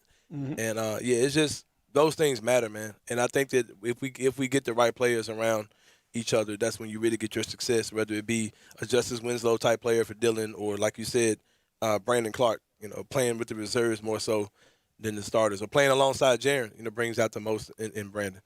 So, yeah, all those things do matter. That's exactly right. Now, you had talked about in our last segment, you talked about that you wanted to speak for the people. Yeah, man. Coming up in the 8 o'clock hour. Well, it is the 8 o'clock hour. Yeah, Zach, if you got some appropriate music, whatever you think is appropriate, man, I just need to speak for the people real fast. I don't know if this is, campaign music or I don't know. Whatever you come up with, bro, I'm not going to have any issues. What about that little church organ that we had, yesterday? That'll work. I mean, whatever, man. Whatever it is, because just needs to be talked about, bro. I'm speaking for the people. The people have been tagging me. They've been DMing me. And they're asking me these questions with a sincere heart, man. So I feel like I need to speak on this because I'm the type of person, I keep my DMs open. I reply to pretty much anything somebody says to me. And if I don't reply, I'm keeping a mental note of it. So I'm going to speak for the people today. You're a man of the people. Yeah, I need that music, though, Zach. Like I said, I'm the son of a pastor, so that music in the background kind of motivates me. I've kind of been groomed to be moved by the music. It don't really matter, bro. Zach's trying to do his best right now. Yeah, I know. We got to pray for it, bro. All right, well, I don't know what that is. We're going to roll with it, though. Jaren Jackson Jr. Suffered an injury a couple days ago to his left meniscus, and it kind of caused Coach Taylor Jenkins to kind of open up his rotation. Not really sure he had to open it up so much because, Jaren plays power forward. But he did some interesting things at the wing position. And John Conchar got the call up yesterday. And we talked about, hey, maybe this is, just go developmental. Just see what John Conchar can bring you. Mm-hmm. And I'm down for that. I don't have any problem with John Conchar. I think that he's a great player who doesn't do anything great, but he's good at a lot of things. Kind of a Swiss Army knife type player, so to speak, who can bring you a lot of things on the court. But the thing that bothered me, Peter, is not the fact that John Conchar played, but the fact that he played over one of my favorite players, one of your favorite players, a guy that we have a personal connection with, Josh Jackson. There isn't a planet in this universe or in any alternate universe where John Conchar is better than Josh Jackson. Josh Jackson, a 6'8", versatile wing, plays good defense, can get to the basket, athletic, plays with the edge. Just one of those guys who comes out trying to, do his thing, impact the game. If you want to play John Conchar, fine. But you should never be playing before you play Josh Jackson. Josh Jackson, number 4 overall pick in the draft a few years back, still shows signs of being that good of a player when he's on the court. It's never a situation where you should play John Conchar, who looks like, I can't think of his name, but some R&B singer, some rock singer from the 90s. I can't think of his name right now. The dude who sang Wicked John Game. B? No. He looks like John B. mixed with the Chris guy. Isaac? Chris Isaac, yeah. Looks like those two mashed together. But there should never be a time where John Conchar gets minutes. Someone to love. Yeah. Mixed with what a wicked game. To play. Someone to hold. Yeah, they see how those two sound together? That's what John Conchar. That's beautiful right there. It's John Conchar. But he shouldn't be playing over Josh Jackson, man. And it's just I don't get it. Now, here's the thing I'll say in Coach Taylor Jenkins' defense. It seems to me like Josh might have been – because Josh has a history of doing this. Josh has a history of saying, okay, I'm going to come out and I'm going to impact the game. I'm going to go against the game plan. Just give me the ball. I'm just going to go to the basket, do something, make something happen, go ISO. Like, Josh has a history of doing that, which is something that kind of has him in the situation that he's in, where teams have kind of, gone away from him. And I think that when we saw him in the scrimmage games, he might have been doing a little bit of that because it seemed like he was a little out of control, a little erratic when he got on the court. Mm-hmm. But, man, what are we doing, bro? Like, I came in here myself, and I made a mockery of the people who were saying, why ain't Josh Jackson playing? I was saying all that when we were 0-1, we were 0-2. But now that we're 0-4 and you're bringing John Conchar in the game, man, bro, Josh Jackson, man, bro, I'm finna get with y'all, man. I'm with y'all on today. I'm part of the main, bro, Josh Jackson main family right now. The other family, come on, guys, John Conchar. Nah, man. He's the best player on the team, guys. Conchar could be a career Conchar, guys. Memphis Hustle player if all I care, bro. Come on, guys. Josh Jackson should have been playing yesterday, man. Like, there's no explanation for it. Like, there's nothing strategic, nothing. These people are sitting the best player on the team, and it's John Conchar. No. Yeah, that is how the John Conchar fans sound. But, bro, there's not a world that exists where John Conchar is better than Josh Jackson. Like, it's just not, bro. There's not a world where Kyle Anderson is better than Josh Jackson, to be honest with you. But Kyle's been there, and you know what Kyle's going to give you. You don't know what. But as far as skill versus skill, Kyle ain't better than Josh Jackson. What are we talking about? Anyway, bro, why? So listen. But people, I spoke for you today, man. I spoke for you. I came on the radio, and I talked about why is Josh Jackson not playing. I don't know. I don't have an answer for you. Maybe I'll get Evan Barnes or somebody to ask coach. Or ask Ja. Ask Ja. So Ja, I don't know. Seemed like a good player to me. Seems like a good player to me. I think there's a couple things you can take from this. Number one is obviously this is just a desperation kind of thing. Okay. How does desperation skip Josh Jackson though, bro? Well, that's where number two comes in. All right, go ahead. Okay. Number two is I think you can start to infer from this that the team does not have a great deal of long-term interest in Josh Jackson. So they got long-term interest in John Conchar? Probably, but maybe more than they do Josh Jackson, yeah. I think – I don't know. The fact that he has not seen any action since that first game tells me that they're not really. I guess we'll find out in the next 4 games if all of a sudden he jumps back in the rotation or whatever. I agree with you. I don't know why you wouldn't give him a shot. I don't know why at this point when you're looking for answers, you're scrambling. He's played well. He's big. He's long. He can do lots of things. And he did right by this team, bro. I'm going back to that whole thing. See, y'all got me mad now. I forgot all about that part. I forgot all about the part this man to put on a puppy uniform for the Memphis Hustle. He liked it. He told you he liked it. No, he didn't tell me he liked that mess. Yeah, he did. He did, though. He did say that, didn't he? He did say that. I remember I was there. I saw it. And I heard it with my own ears. He said some stuff about that whole hustle situation that only make me and your ears heard, too. That's right. So That's true. Like I said, man, that man did right by them folks, bro. He did everything he did need him to do. He did. He was not 100% on board with all that all the time, but he sucked it up. He didn't complain. He didn't. He did what he had to do, man. He missed like one meeting and no big deal. He played really well. He got to the point where he was bored in those games because he was just too good for that level. I mean, as far as I'm concerned, I agree with you, but I think you can only interpret from his lack of performance or his lack of playing that they just don't seem to see him in that same way, that they've decided. I guess if you want to open the third eye, maybe they're trying to hide him so that they can offer him a better deal. Maybe they're trying to make sure that he doesn't, become the T.J. Warren of this team and all of a sudden just catch fire and become, nuclear. And his price tag goes way up, and they can't afford to keep because they're capped based on what they can offer him. They're capped at about $8.9 million because of the fact that they declined his fourth-year option. If they want DeAnthony and they want Josh, they can get both of them for the $8.9 million. No, they can't. Yeah, they can. No, they can't. Watch it happen if they want them. Now, the other thing, they're going to have to open up they're going to have to open up a long-term roster spot too, because if they're going to keep, again, it depends on what they're going to do with that pick. But if they're going to keep a pick, then they're going to have to open up a roster spot to do that, which means maybe Marko Guduric may just be cut. That's a possibility. I mean, I'm not saying they can't keep. I think it's going to cost them more than that to keep both of them, because somebody as bad as Melton has played, a team like Detroit, he makes a lot of sense for Detroit, and Detroit's got money. Detroit needs a point guard. No, what Detroit needs a secondary handler. They need somebody that's a playmaker. They need a better defensive backbone. They need that type of player works for them, and I think he's actually a pretty good fit. With that group, but and they got and there's not that much. This is not a great free agent class. So if you got money, you. Now we don't know what that's going to look like. We don't know what the cap number is going to look like because of all the issues that have gone on the China business, the COVID, everything else. I mean, it's going to decimate the revenues and stuff. So I'm sure that cap number is going to go down. But I don't know, man.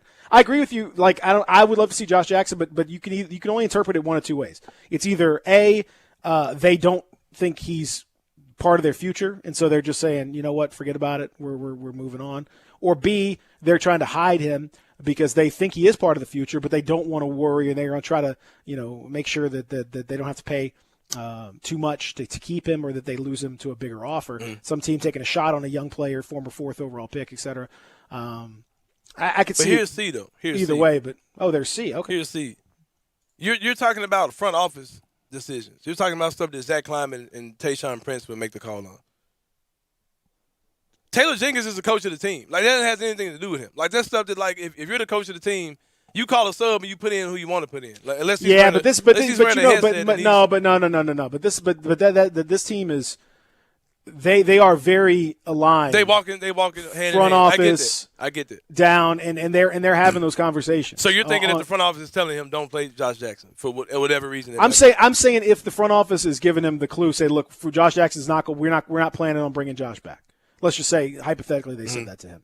Then he's probably saying, you know what, I need to figure out what I got with these other guys. I need to figure out what I can do, because I'm sure he's pivoting already to kind of considering, some longer term stuff. I think that's part of it. I think also, I mean, they could very easily say, look, you can't play Josh right now because we don't need him going off. And if the scenario is one, okay, if your scenario is A, I think that's a trash move, because like I said, the Grizzlies should have just let Josh go a long time ago, and he could have got picked up by another team. And this whole experiment of him going to playing with the hustle, all those things, I think that was just a bad move. Like if you this is what you're ultimately going to do to him, you should have let him go when you first didn't pick up his option back in October or whatever. You should just let the man get on with another team. Like you held him on your team, he couldn't go with anybody else. Then you sent him to the hustle, and now in these games, he showed you on the court that he can play. And now you're not playing them in these seeding games. I mean, I'm just throwing out theories. Yeah, I'm not saying that you're wrong. I'm just saying if those theories are right, like, shame on the Grizzlies, because both of those are trash moves. I really don't know, but I don't know why else you wouldn't play him. Right. I mean, again, I think he's, in terms of, he's better than, he can't be worse than Melton. Melton's been. I mean, I'd play him over Melton right now. Just give him a shot. I mean, see what happens. But again, I think it's more about long term, and that's another reason why I wouldn't surprise me if you see, maybe after 2 more games or so, they just kind of shut Ja down. I think they've already kind of pivoted towards a longer term view of all of this, and I mean, I can't blame them necessarily for that, but it's not gone the way that they necessarily. Yeah. I just think it's kind of terrible though, because I get what you're saying. Yeah. I agree with you. I got Josh Jackson's back. I like Josh Jackson. They should have let the man get on with somebody else. That this is how they're gonna, And then, like, this is his last opportunity. He's about to be a free agent. This is his last opportunity to show anybody anything, and kind of to limit him like that. And the guy says he wants to be here. And I don't think that's just, talk. I don't think that's just something he's saying to impress us or whatever. Well, I think it'll definitely be telling. I think tomorrow. He just bought a house here. Like I can't find that old press conference, but I think he said in his earlier press conference he did before everything got started. I think he said he just bought a house. Well, listen, that's on him. I would advise him to rent as opposed to. I mean, that's on him, yeah. But I'm just saying he wants to be here, bro. But it's a good time to buy. The market's right, good. You can probably sell it. Depends on where he's going to be. Yeah, you can probably sell that house. Okay. No, man, you have to look. It's a weird deal, and I think it's gonna really be evident in the next game or two what the deal is, because if they choose not to play him when things have continued to go this rough and when they can't find anyone to shoot, and they're looking for wing defense, he could certainly improve wing defense, all that stuff. If they choose not to play him, then obviously it's going to be one of these two things. Like it has to be. And if it's not, then maybe it's just a decision from Taylor Jenkins. But it's one that I would agree needs to change. Now, when we return, I got to ask you. There's a theory on Zion we're going to get to. I know you love theories, so I'm gonna give you a theory on Zion. Also, we're going to talk about the University of Memphis. Laird Veach, athletic director, releasing a statement about the upcoming season. The AAC's put its schedule out now. All the conferences have put their schedules out, while Divisions 2 and 3 have canceled all fall sports altogether. So if you ever wondered the motivations behind college sports. Wonder no more. You can see what's really going on. So we'll talk about all of that when we continue here in the Family Leisure Studios. Pete and Sane with you on Sports 56 Mornings. A beautiful Thursday. Real Sports Talk, Sports 56, 96.1, 87.7. It's R&R on sports. The word is out about R&R on sports, where you've heard interviews from Ken Griffith Jr., Dr. J, Hank Aaron, and many, many more. R&R on sports, Saturday mornings, 10 a.m., Sports 56, 87.7, and 96.1. Don't miss us. Finding the next job is a big job, and that part of what you do is a little tough right now. Because of that, Lowe's for Pros is here to help. Get $400 in leads on us with a free 1-year subscription from HomeAdvisor to connect to jobs that make sense for you. Sign up at lowesforpros.com/pro-loyalty to get started. Just one more reason why Lowe's is the new home for pros. Now let's get to work. Subscription and $400 lead credit subject to HomeAdvisor's approval and terms. Valid for new HomeAdvisor customers only. Lowe's loyalty required. More terms apply. Valid through 9/9 U.S. only. Football is back, and so is HBO's Hard Knocks, the award-winning series that gives fans an all-access look at what it takes to make it in the National Football League. This season, for the first time ever, Hard Knocks will follow two teams, the Los Angeles Chargers and the Los Angeles Rams, as they make their way through training camp and prepare for the most unprecedented season in football history. Hard Knocks Los Angeles premieres Tuesday, August 11th at 10 p.m. on HBO and stream it on HBO Max. Be sure to listen to the official Hard Knocks podcast hosted by Peter Schrager every week, available wherever you get podcasts. Ask Sherwin-Williams and get your color your way. We've made it easier than ever to try and buy color. Preview paint colors in your home with our Color Snap app. Then visit swcolorchips.com to have color chips delivered to your door for free. And when you're ready to paint, shop online. Then stop by your local Sherwin-Williams store for curbside pickup and get everything you need without leaving your car.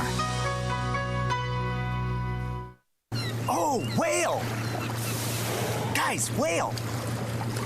Wow, whale.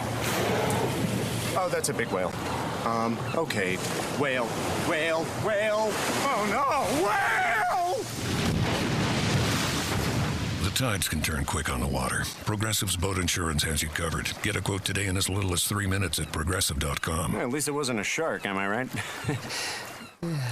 Progressive Casualty Insurance Company and Affiliates. DeSoto Auto Sales specializes in late model cars with low mileage. They have the highest standards in the car industry. All of their cars are test driven, checked out from head to toe, unlimited inventory, every make and model. And if it's not on the lot, they'll find it for you. Walk in the door of DeSoto Auto Sales, 5704 Goodman Road. Within 45 minutes, you can test your car, get credit approval, and finish paperwork within an hour. No shortcuts at DeSoto Auto Sales. Kind, courteous employees, a down-home environment. DeSoto Auto Sales cares about your time. Lowest prices in a 350-mile radius. We're living in a world today where time does matter. Visit them online. Check out their referrals. DeSotoAutosales.com. Very proud to serve DeSoto County and other surrounding areas. DeSoto Auto Sales, 5704 Goodman Road. Call 662-890-7184. 662-890-7184. Come on down to DeSoto Auto Sales.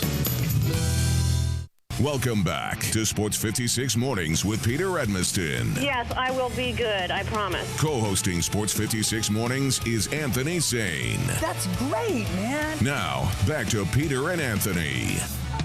Splash, baby girl, that's your waterfall. Feel it coming down on me, so crazy.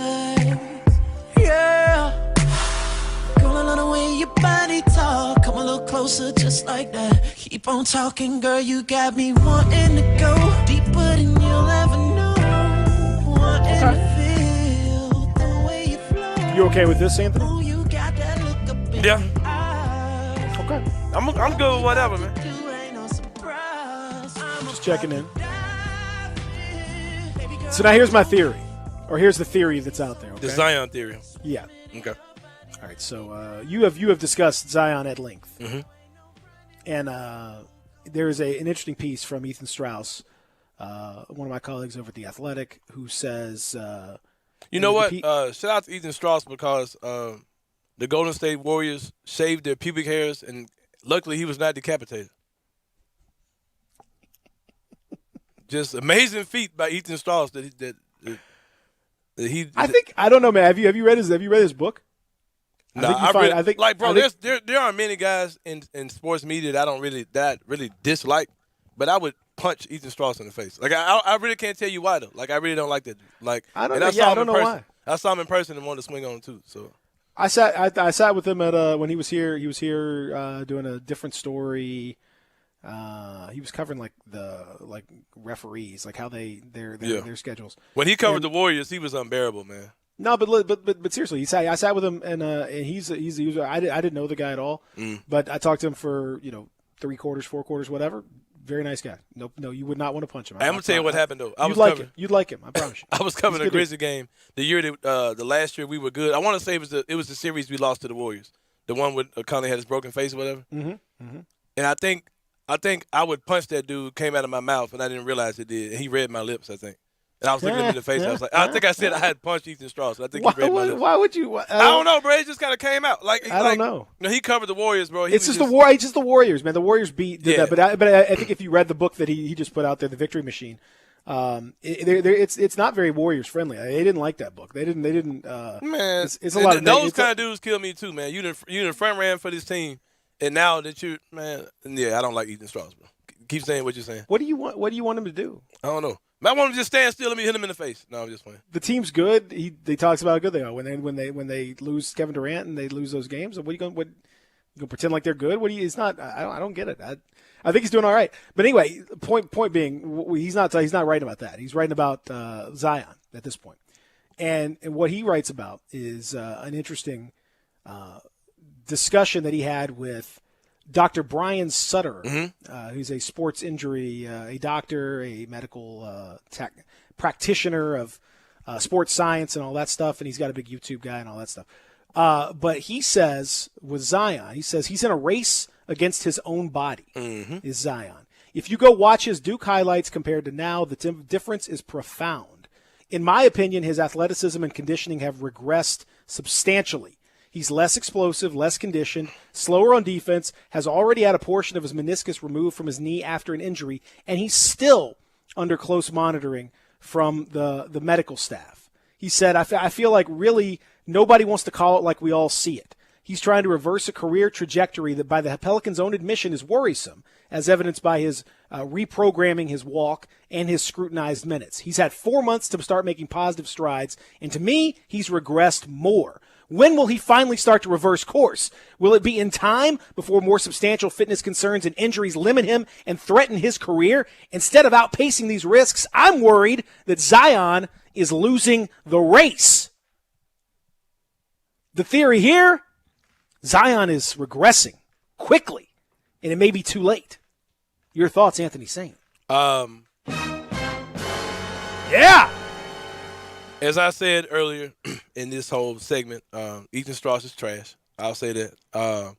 But sometimes you have to call a spade, and a joker, a big joker, a little joker, and all those things. But he's telling the truth, man. Like I said this the other day. Like I don't understand why more people aren't house on fire worried about Zion Williamson having a very short NBA career. I mean, this guy's been injured every year of his basketball career, dating back to high school.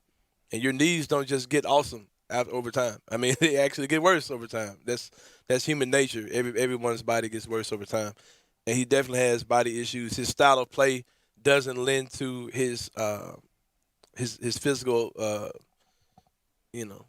doesn't lend to his body. Like his body mass and the way he plays aren't the same. Like people say, Charles Barkley or all these different guys. Charles Barkley wasn't this above the rim player like this, like Zion is. He was a forceful player, but he wasn't a uber athletic, above the rim, throw the ball up and go get it type guy. Mm-hmm. And you look at people, Michael Jordan realized early in his career that he had to stop dunking the ball so much because dunking was bad on his body. And he was 6'6". Zion Williamson is 6'6", and his whole game is, getting above the rim and dunks and those type of plays. So why are we expecting anything different from Michael Jordan plus 200 pounds? You know what I mean? So I mean, I don't really understand. Like, if I'm a Pelicans fan, I would be losing my crap. Some of them are. If you go on their message boards or if you just read Twitter, some of them are going crazy. Like and I just my good friend Cam Rose says this all the time. This looks like Greg Oden, Kevin Durant all over again. where there was this unanimous guy that was going to be this transcending player, and then there was this guy who everyone could pick out reasons why to dissect his game, to why he's not going to be this, not going to be that. And I don't want this to come off like I'm wishing wrong on Zion, because I clown Zion all the time, and that's just all in jokes. But what do you need to see to realize that this guy's probably going to have a super short career, Peter? I mean, I don't understand what people. Well, what I'm saying that other people aren't. Well, the thing. So I think the interesting question is: has his athleticism already declined? I think so. I think a little bit. Yeah. He don't look like he looked in college, bro. He does not look or just in high school. As nuclear athletic. Yeah, and No. that you go back to those highlights, and he's right about the one at Duke. You're just like, what is happening? Like, this dude is just jumping off the. He's one step, and his jump step is like he can jump step across the whole paint. Like, he goes from one side of the paint to the other on a jump stop. He ain't got them kind of. And then he just elevates right up and kaboom.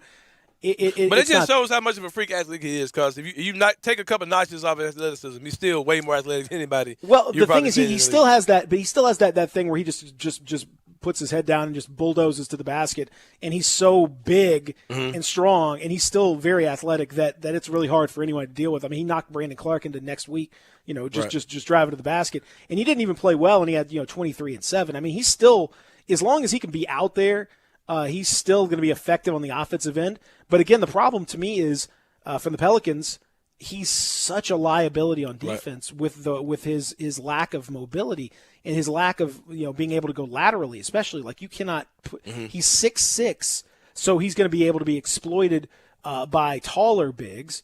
And then if you want to try to put him on threes or fours, he's just going to get blown by. As you saw, Jaren Jackson just went by him, and I don't think Zion moved. Yeah. I don't think he moved a muscle. Because Zion was working him.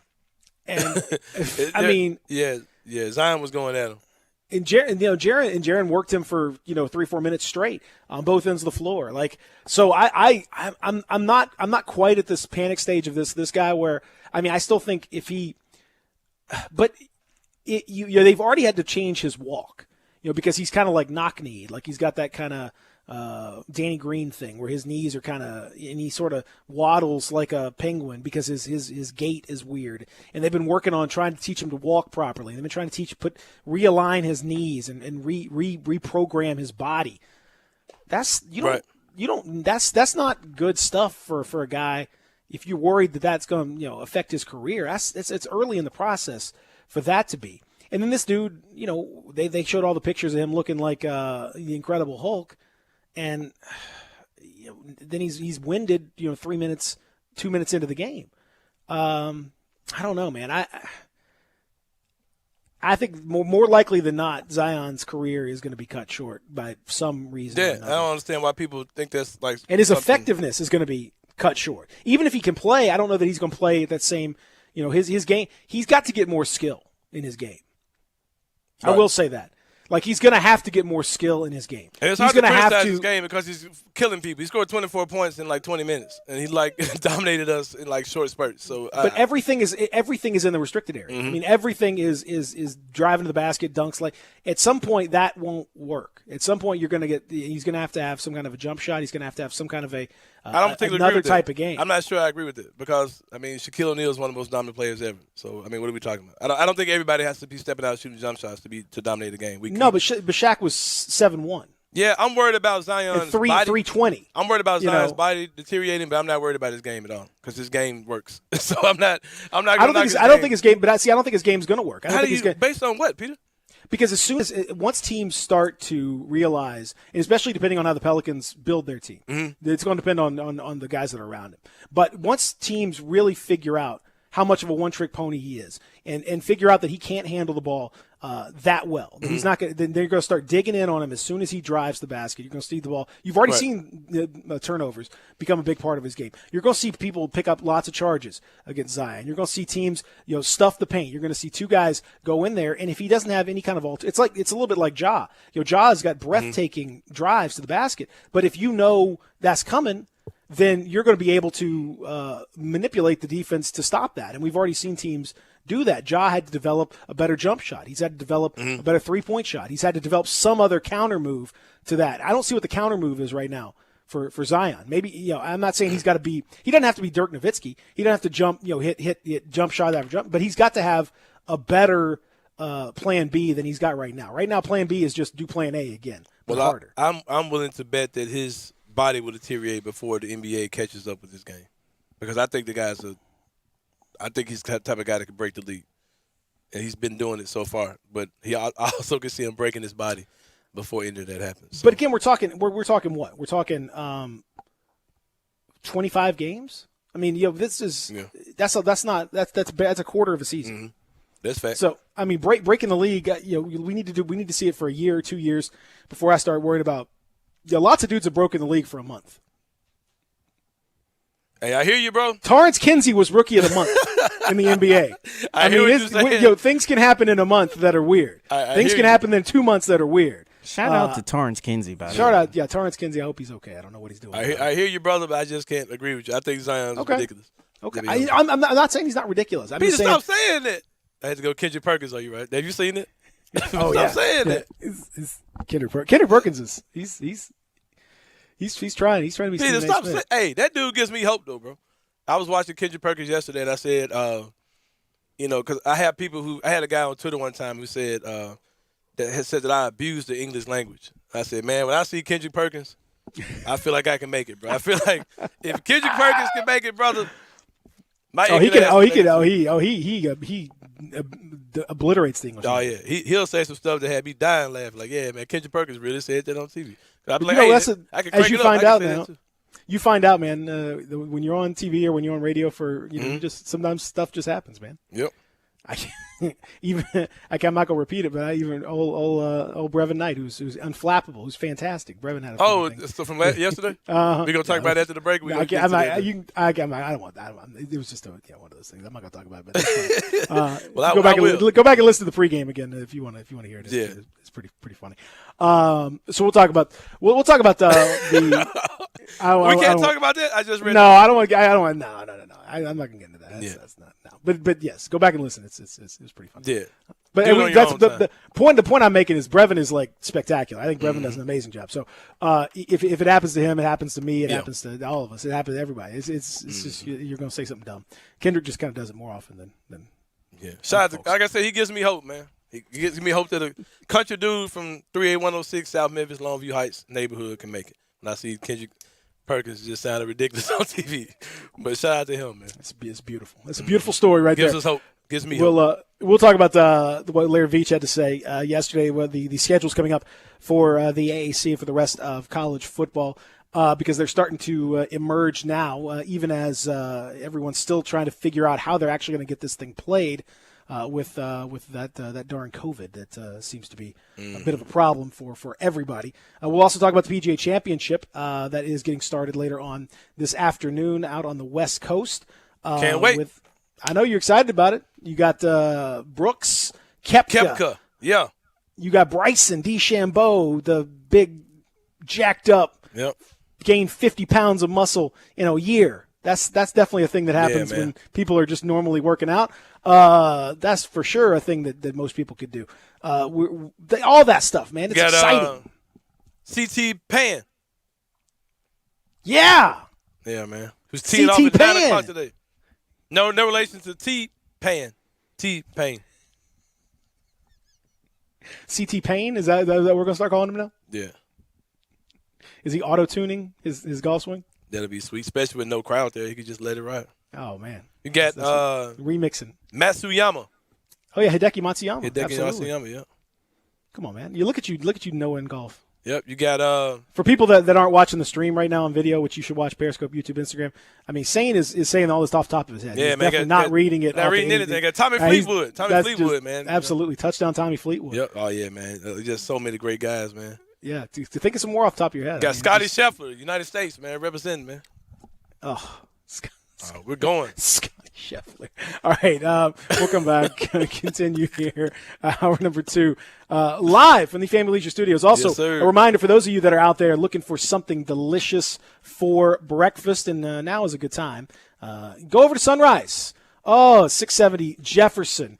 They do amazing work. If you haven't been over to Sunrise, please Go check it out. And it's perfect for what's going on right now around the world because they got that little side door. When you drive in right there at 670 Jefferson, right in the medical district, kind of where the medical district and downtown meet up, you drive right that side door. You can just go get the little pickup, and you're good to go. Like they handle it. And this breakfast food is like off the charts. Breakfast brunch is phenomenal. If you have not tried, they are scratch-made biscuits that are superb. They do their own. I mean, everything as simple as pancakes to as complicated as chorizo tacos. It's all there for you. And by the way, they grind that meat themselves. All that in-house. It's a house-made chorizo that is just phenomenal. If you haven't had it, please go and check it out. It is worth doing. You're going to love it. Sunrise is awesome, and the folks there have done a phenomenal job. So check it out. 670 Jefferson. If you were thinking about breakfast, think no more than Sunrise. It is unreal. You'll love it, and you can go pick it up. Get the Rooster, that fried chicken, a biscuit sandwich with a little pickle and Tabasco honey. You can add an egg if you want to that. They got smoked bologna sandwich on that biscuit that is really, really phenomenal. It's all there for you. And a little fried green tomato. You want to try that too? They got that covered for you. And you can pick it all up on that side of the restaurant. So when you drive in, just go and pick it up, and you're good to go. It's there. It's wonderful breakfast, and it's open right now. So go and see them. 670 Jefferson. Sunrise901.com. Sunrise Memphis. It is so, so good. We'll come back. Lots more to get to as we continue here. Sports 56 Mornings. Pete and Sane, Real Sports Talk. Sports 56, 96.1, 87.7. Want to get your voice heard? Hit us up on the First Bank phone line or First Bank text line. Brian Elder's Roofing Solutions. Chris Price here for Brian Elder Roofing. The storms we've had over the past several months have been devastating to our communities. The rainy season is ahead. You may have not even noticed the dripping in your attic, water stains throughout your home, or even worse, mold and mildew. Please call Brian Elder Roofing and we will send out our project managers to assess any damage. We will not try to sell you a roof if all you need is a repair. We will measure your roof from outer space. 0% for 60 months, even no payments till 2022 are available with approved credit. If you've noticed missing shingles, water stains, leaks in your roof, call us before you call your insurance company at 867-0303. That's 867-0303, and we will provide a free, thorough inspection of your roof's condition. Call 867-0303. Brian Elder's Roofing Solutions. Welcome to Triumph Auto Sales, where you'll have a great car buying experience. Triumph Auto Sales is your #1 source of quality pre-owned vehicles ranging from lease returns to new car trades, all at huge savings. Plus, Triumph has a full array of financing options to meet your needs. Find your next car online at TriumphAutoSales.com or stop in today at 4875 Elmore Road. Triumph Auto Sales will help you get the vehicle you want at the price you need and the service you deserve. For a great car and a great experience from a local and family-owned business, visit Triumph Auto Sales. There's a new commissary in town in Collierville. Germantown Commissary is doubling. Yeah, they're still going to have the old Germantown Commissary by the tracks, but now there's a huge new Germantown Commissary in Collierville at Poplar and Houston Levy Road. It's huge, too. There's a drive-through. There's plenty of parking. No telephone pole to get in your way. A cool patio. It's right by the track, so the tradition continues. And this is a tradition that's been around forever. That commissary is famous for hickory-smoked, slow-cooked Memphis-style barbecue. They've got a private party room at the new one in Collierville. Self-catering still continues. Party packs for $5.95. Basically, the great ribs, the great pulled shoulder, the great deviled eggs. Everything is there in Collierville and Germantown now. So there is now a Germantown and Collierville style of barbecue. It's called Germantown Commissary.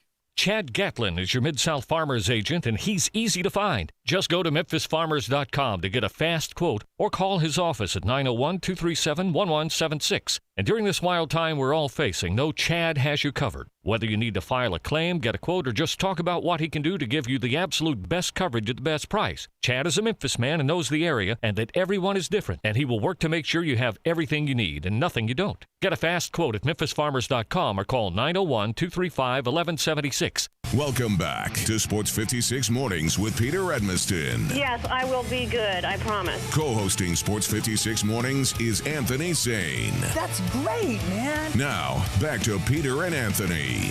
Drive around at the partition, please. Drive around at the partition, please. I don't need you seeing Beyonce on her knees. Took 45 minutes to get all dressed up. We ain't even gonna make it to this club. Now my mascara running red, lipstick smudge. Oh, he's so. He popped on my. Hope you all listen to that. Hope that you all get that bass turned up. Listen to Sports 56 Mornings. I want to. We want to get back to Miami bass, like booty bass. We're gonna do that soon. Next week we'll do that. But I like this. I like what you got going here. Yeah, you bumping it. See, Beyonce, who makes see what happens. Who makes a lot of guys thirsty. Understandably so. A lot of girls too. Now, I'm gonna tell you who came up in the same era as Beyonce. Really, not nowhere near her musically, of course, but everybody, a lot of people think Beyonce is this beautiful woman, which she is. She's a very attractive woman, but I'm gonna tell you who my personal pick is over Beyonce, and they came up kind of in the same era. You want to take a guess who that might be? Britney Spears. Hey, when Britney Spears first came out though, with that schoolgirl stuff, my loneliness was killing me when she first came out with it. And I. Yeah. Oh, baby. Christina Aguilera. No. Christina Milian. Oh, Christina Milian. I can't whistle, but if I could. I can't whistle, though. But if I could, yeah. But nah, they ain't who I'm talking about, though. All right, who you talking about? Ashanti, fam. Oh. What happened to Ashanti? She's still fine. Google her, man. Was she 40 years old? We the same age. What's she doing? I don't know. She ain't doing nothing musically. I don't think she might be on. I haven't heard anything from her. My loneliness is killing. She was on me. the Ashanti was on the it was Ja Rule, right? That one. Yeah, she was down with them. I don't know if she was on that label though. Yeah, she was. Yeah. Yeah, bro. I can't whistle. I think that's a good call. I can't whistle, bro. But y'all get it.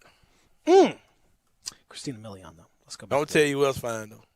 It's a young lady named Joy Martin. Y'all have not heard of her yet. Up and comer out here.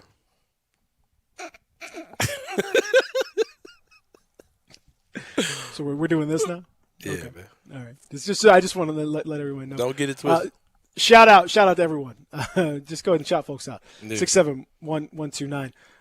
Very quickly, Texter says, can tanking help the Grizzlies? No, they're locked in. Whatever happens. Explain that. Break it down for the people, Peter. You broke it down. the positions. The positions were locked in as of March 11th. This bubble's it's sort of like the awards. They said the awards are going to be based on what happened prior to the bubble. The standings are too. So the teams, obviously the Elite Eight that aren't even in the bubble, their stuff is set. But then the 6 teams that don't make the playoffs in the bubble among the 22, they're going to go into the lottery, but they're going to go into the lottery based on their positions as of March 11th. And it doesn't really matter anyway. I mean, the Grizzlies really couldn't change it wouldn't matter one way or the other. They're pretty much locked into what would be the 14th spot in that particular situation. So that would give them around a 2.5% chance to end up in the lottery or to end up at the top of the lottery. Because that's the only way they're going to keep their pick is if it ends up 1 through 4. Otherwise, it's going to go to Boston. So obviously that would be a tremendous surprise and a huge boost to the Grizzlies, but it's very unlikely. Yeah, and I don't think this is the draft I want to waste my luck on. If I want to get lucky and get bumped into the top 4. If I'm the Grizzlies, I'd rather get bumped in the top 4 and then give up the pick next year because odds are next year you're going to be good. It'd be a mid first round pick anyway, so you'll be all right. It wouldn't matter to me, but yeah, I mean you can make that argument that a mid first in next year's draft is better than a top first in this one. I don't know. I think that's. I'm saying if I'm gonna be lucky, if I'm gonna get bumped into the top 4, I'd rather that happen next year than this year. Man, why don't you just be like Cleveland and just have it happen like every year? Every year and still pick bumps. Still be terrible. So I mean, you didn't have to just be once. Now to college football. Laird Veach, University of Memphis athletics director. put a statement out yesterday thanking the fans and donors and sponsors and so on for all the patience and support and everything else. They are trying to they remind and reiterate that they're trying to find a way to get fans into Liberty Bowl Memorial Stadium with an emphasis on safety. They say that information will be released later on today that will give season ticket holders options for them, and I assume that will be either that you can potentially get tickets, or you can probably push that to the next year without losing your priority seating and everything else. And the schedule is official. September 5th, Arkansas State, then the 19th against Houston, UT San Antonio on the road, at SMU, then 2 weeks UCF. They've built in some breaks in the schedule, 2 little extra breaks in the schedule, and kind of move some games around a little bit. But teams and leagues saying are trying to build in some bye weeks and some breaks and stuff that wouldn't normally be there. Because they assume that there's probably going to be some break, some kind of outbreak, some kind of an issue, right. Something's going to crop up, and they want to try to be able to make that work without having to do what baseball's doing, which is like, well, I mean, hell, we might have to cancel this whole damn thing. Yeah, so I don't know. It's a challenge. There's no question. You said something just kind of going to take this left field a little bit. You said one of the teams that when this team comes up, it always makes me think of something interesting. Arkansas State is the team I'm going to talk about. If you're listening in your car or at home or whatever you're doing, well, if you're listening in your car, I don't want to tell you to pull this up. But if you're able to pull this up, look up the Arkansas State logo. I want you to type that in while you're at home too, Peter. Okay. I noticed this going to one of my daughter's volleyball games that we played on that campus. All right, when you pull up the Arkansas State logo, you see a wolf, right? Mm-hmm. And it's supposed to be a ferocious or angry-looking wolf, right? Yeah. All right. Does that wolf look like it's more angry or more like it's crying, laughing? It looks like it's crying. Looks like it's crying, laughing. Like I saw that the first time I saw. I was like, okay, why is there a crying, laughing wolf? Are they that bad? Are they a laughing stock or? Well, I think now one of the things that's interesting. I'm not the only person that sees it. Texas, if you see the same thing I see a crying, laughing wolf that's like laughing at something hilarious. He's got a smile on his face. And everything. So, do you see it, Zach? I do see it now. Yeah, once you see it like that, yeah, you could definitely. Once you see it, you see it. I'm like, did I miss the joke?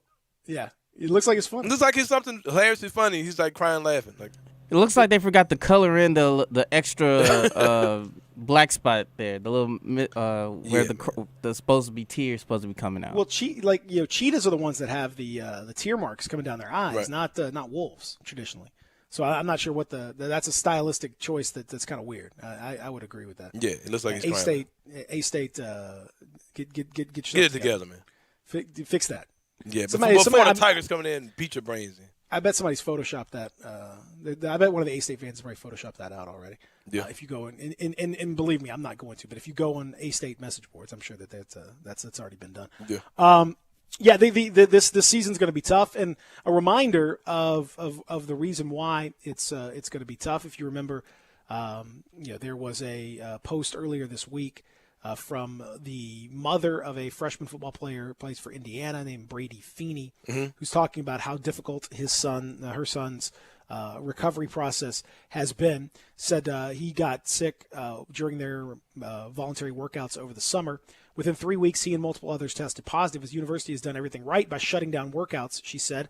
Unfortunately, the virus hit my son very hard compared to most of his teammates. After 14 days of hell battling the horrible virus, his school did additional testing on all those that were positive.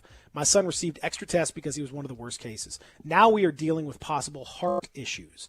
I pray my son recovers from this horrible virus and can lead a healthy, normal life. Football does not really matter when your child's health is in jeopardy. Think about it.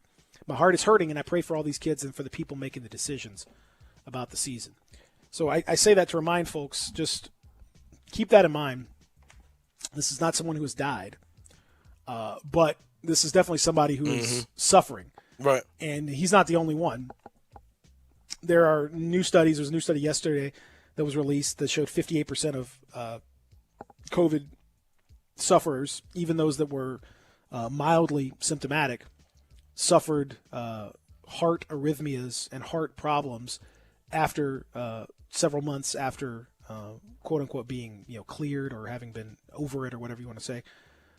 So that's the second study that I've seen that shows heart issues, long-term heart issues, as a possibility.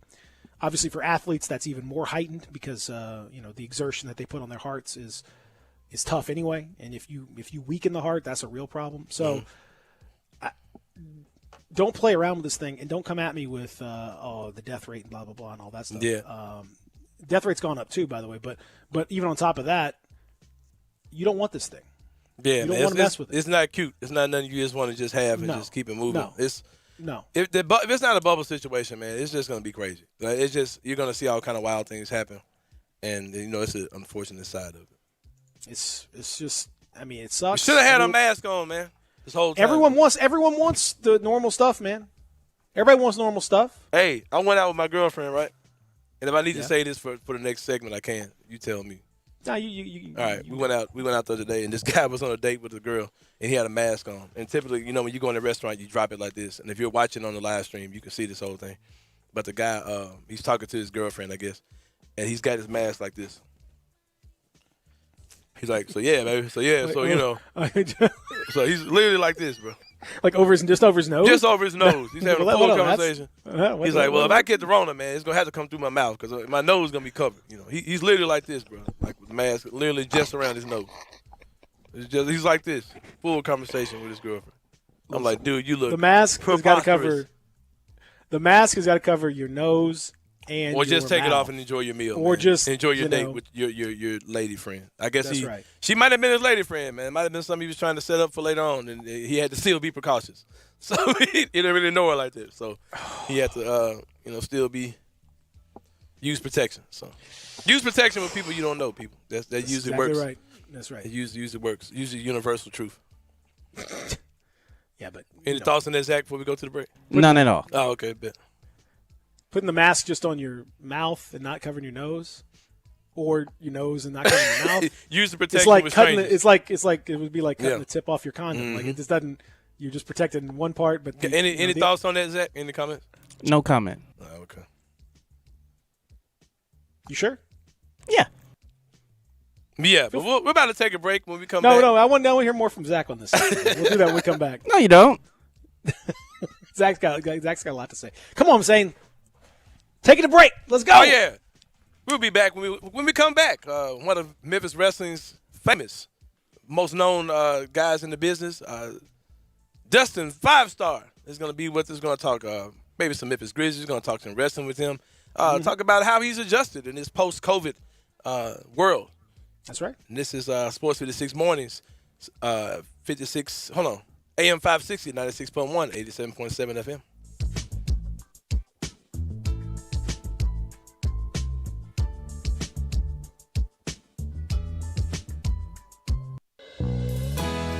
Great news, sports fans. The Butcher Shop Steakhouse is now open for dine-in service. Make a reservation and enjoy a mouth-watering steak dinner. Or, if you prefer, take it curbside. In addition to their fantastic steaks, the Butcher Shop Steakhouse has a variety of entrees, including Canadian lobster tail, crab stuffed shrimp, hand-seared red snapper, and fresh ground steak burger with portobello mushroom sauce. Planning to cook out? The Butcher Shop Steakhouse offers a great selection of fresh Angus beef, hand-cut steaks and burgers, lamb chops, Atlantic salmon, and more. Make your reservation for dine-in or pre-order for curbside pickup. The Butcher Shop Steakhouse. Dine-in, curbside, and delivery. Plus, enjoy the sizzle of top-quality Butcher Shop steaks on your own grill. Call us at 757-4244 and visit our website, thebutchershop.com, for menus and more. The Butcher Shop Steakhouse, Walnut Grove and Germantown Parkway. Oh, whale! Guys, whale! Wow, whale. Oh, that's a big whale. Okay. Whale. Oh, no, whale! The tides can turn quick on the water. Progressive's boat insurance has you covered. Get a quote today in as little as 3 minutes at Progressive.com. Well, at least it wasn't a shark, am I right? Progressive Casualty Insurance Company and Affiliates. Hiring is challenging. Just ask Dylan Miskowitz, the COO of Cafe Altura. We needed a director of coffee in order to move our products forward. It felt like we were looking for a needle in a haystack. Dylan started using ZipRecruiter and found his perfect candidate in a few days. We were very impressed with how quickly we had quality candidates apply through ZipRecruiter. See why 4 out of 5 employers who post a job on ZipRecruiter get a quality candidate within the first day. Try ZipRecruiter for free at ZipRecruiter.com/search. That's ZipRecruiter.com/search. First Bank is here to help you, whether you're a business looking for a loan to expand or refinance an existing one, a homeowner looking for a mortgage or home equity line, a consumer wanting to finance your dream car, or wanting a competitive rate on your CD deposits. Let First Bank try to handle your banking needs. Stop into one of First Bank's 3 local branches today, 6482 Poplar Avenue just east of International Paper, 8398 Highway 64 across from Wolf Chase, and 6280 Highway 64 in Oakland. Or check them out online at firstbankonline.com. Member FDIC, Equal Housing Lender. Gateway Tire and Service Center has a beautiful new state-of-the-art location at 5275 Summer Avenue. And for July, the new location on Summer has a great special. Buy 3 tires and get the 4th at no charge. Visit the new Gateway Tire and Service Center with 28 bays for quick service, super safe with curbside service, or lounge seating 6 feet apart. Check out GatewayTireandService.com for coupons too. The new Gateway Tire and Service Center, 5275 Summer Avenue. Call Matt for details, 901-683-8335. Hi, I'm Troy Fiveash, owner of Fiveash Roofing. Do you have any idea why I never speak the way I am right now? It's because if you're honest, sincere, and knowledgeable, you do not need fast-talking, high-energy, gimmick-promising advertising to get a customer's attention. Speaking of that, how do you think companies can offer huge rebates and giveaways when you use their services or buy their products? By overcharging you in the first place, that's how. Fiveash Roofing doesn't operate that way. It's misleading and dishonest. When I provide a customer with the best products and the best service possible and do it at a fair price, why would I need gimmicks to sell it? Best products, best warranties, and best service possible. That's all we offer. Well, that and financing. Fiveash Roofing, proud partner of the Memphis Tigers and the official roofer of the Memphis Tigers home team. Fiveash Roofing, fair, honest, and ethical. 367-0050 or memphisroofer.com. 367-0050 or memphisroofer.com. Fiveash Roofing, it's what we do. We're here for you. We are Sports 56 WHBQ Memphis, WIVG-FM Tunica Memphis, and WPG-FLP Memphis, Flynn Broadcasting Stations. Welcome back to Sports 56 Mornings with Peter Edmiston. Yes, I will be good, I promise. Co-hosting Sports 56 Mornings is Anthony Sane. That's great, man. This hour is brought to you by Acura of Memphis. Now, back to Peter and Anthony. It's 7 o'clock on the dot. I'm in my drop top, cruising the streets. Oh yeah, I got a real pretty little thing that's waiting for me. I pull up, anticipate good love. Won't keep you waiting. I got Now, what's that? What's that saying? This is a naughty song right here. Girl, you know what I mean. Take you to Zach. This is your jam right here. Where does this take you in your mind, Zach? You said, where does this take? Where does this take you in your mind? Does it make you want to go to Bible study? Or? It takes me nowhere. Oh, okay. Just wondering, brother. I think it's referring to take it nice and slow in terms of reading your Bible. Yeah. That's Page good by advice. page. Chapter, Just one take it chapter nice at a and time. slow. Yeah, set up a daily Bible reading plan. That's right. That's right. That's Get exactly your Bible right. app and just sign up for one of those plans, those That's right. devotional plans. That just Pulled take up in you my in. drop top, cruising the streets for some, Thessalonians. Listen to some Kirk Franklin and no Kanye. No old Let's look at 2 Corinthians. We are some good Christians. Christians. All right, so that's There it is. hell yeah, we got the Holy Ghost. Come on now. F yeah, like Gabe would say. Yeah, Gabe, you gotta stop cussing around your. Yeah, man. Because Gabe lets it fly.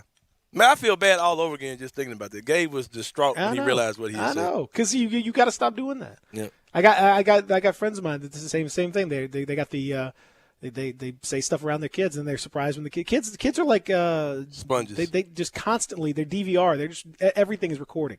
They don't even realize that they're recording in their head, but everything's recording in their head, and they just come. Sometimes it just blurts right back out. Just there it comes. Like, oh man, that's how it is. That's where it's going to be. Yep. So now you get the joy here of hour number 3, Anthony Sane. First time you've had a chance on this program as a brand new co-host to talk to our good friend, the one and only Dustin 5-star, not 1, not 2, not 3, not 4, but 5 time 5-star. And we talk a little wrestling and a little sports and everything else with Star. Good morning, Star. How are you, buddy? Team in town. Good morning, guys. I hear there's a new tag team in town, huh? Uh-huh. That's exactly right. Oh, yeah. Man, I heard that the old partner got thrown through a barbershop window. That's exactly right, man. I had to super kick. I had to super kick CJ. Had to super kick CJ through the window. That's right. What's up, guys? How are you? Doing great. Love talking to pro wrestling. There's a lot of speaking of the Rockers, there's a lot of crazy stuff to talk about in the world of pro wrestling. I didn't know if we were gonna bring that up or not, but I don't know if you saw Anthony saying. Are you familiar with Marty Jannetty? Yeah, he got super kicked through the glass or whatever. That's correct. Yeah, he also yesterday just decided to basically seemingly confess to a murder on Facebook. Yeah. What? That was unique. Yeah. That happened? Oh, okay. Yeah. Yeah. When you wake up in the morning and you check Twitter and you notice that Marty Jannetty is trending in the year 2020, you don't probably know not good. what is going on. Yeah. Right. So speaking of 2020, it's kind of par for the course when you look into it. Not only was it just the craziest Facebook post ever that looked like he was breaking up with a girlfriend, but he also confessed to murder that now TMZ is all over this. Yeah. And the police are doing an investigation on something that happened in the 70s. And poor David Cassidy probably has been accused of this murder this whole time. And Marty Jannetty just now comes out and says it was him and not David Cassidy. I'm not sure why he said he said they should have looked in the Chattahoochee River. They never found him. That was the first. He says, "quote That was the very first time I made a man disappear. They never found him. They should have looked in the Chattahoochee River." What? What are you? Wait a minute. He's a 60-year-old now. What is happening right now? There's a lot to unpack there. He said that's the first time. I mean, how many times has this happened? I don't know, man. It's not funny. It's just, but it's wow, man. I mean, yeah, totally wow. Rockers had a reputation, but it wasn't necessarily that kind of reputation. So unbelievable. Now, Star, we were talking a little bit about wrestling. What about last night? The return of Eric Bischoff to TNT in the year 2020. One of the crazier things. We hadn't seen Bischoff on TNT since his hair was jet black and he was piloting a sinking ship in WCW. That was 2 decades ago, and now he's back. He looks good. Hair is completely white, and he's part of the mix now with the old school. The old band is back together. He and Tony Schiavone and Jim Ross and the whole thing. It's for old school guys like me. It was nice to see. Me too. Absolutely. I was a huge WCW fan. In the wrestling business, they always say never say never. And that goes with Vince McMahon, too. He might hold grudges and all that kind of stuff, but if there's money left on the table, they want to get it. And having Eric back on TNT, I thought was very cool. And, gosh, I'm such a big fan of Tony Schiavone, and Jim Ross. But then to throw Eric Bischoff in the mix, I know him and Tony Khan did a podcast together here recently, and Tony's the guy that owns and runs AEW. And I kind of thought that when they announced the special moderator that we might see Bischoff just based off of that podcast, because they were extremely friendly and it looked like that they would do business in the future. And then 3 weeks later, there's Eric Bischoff on TNT. And I think it was just a one-off because Bischoff's basically doing his podcast and producing TV and stuff. He's not, 100% into the wrestling business at this point, but obviously still very, very popular. So I don't know if it was just a one-off or if we'll see more of Eric Bischoff, but I thought it was a nice touch, having him on. I thought it was it was good to see, and I mean, we've talked about it before. I think that I don't know if it's being out of touch with new stuff or whatever, but I do think that you gotta kind of call it back to the old days to some extent if you're going to be successful, because there's a lot of folks who are wrestling fans who started in the late 80s through the 90s and all that. There's just a huge audience of folks. That was when their TV audiences were the biggest, the late 90s. That's when it was really at its peak. You got to call back to that while also building new stars. And I think they're kind of finding their way to do that a little bit here. In the last few weeks, it seems like I think they're kind of finding their rhythm there. Yeah, man, their surprises are really cool, and it's very reminiscent of Monday Nitro and Raw during the Monday Night Wars, where you just don't know who's going to come out next. You've got guys on the independent scene that are getting opportunities like Eddie Kingston, Ricky Starks, who both signed AEW contracts. So, and then they announced this surprise that was Eric Bischoff. So we keep getting all these surprises, and it's almost like kind of crash television, like it was back with Raw and Nitro going head to head. So I'm here for it, man. I love it, and a lot of people are watching it. I think AEW posted one of their biggest numbers yet last week, almost 900,000 viewers. But then when you add, DVR and the next 3 days of people, consuming that product, it'll be over 1 million. So it's still a really good time for pro wrestling. But AEW's kind of got it figured out, man. You're going to see some thumbtacks. You might see barbed wire. You're going to see guys diving off balconies through tables, and that's just what they do. They're not going to tone that down. And I hope they don't tone down those surprises, because I love it. I think it's great.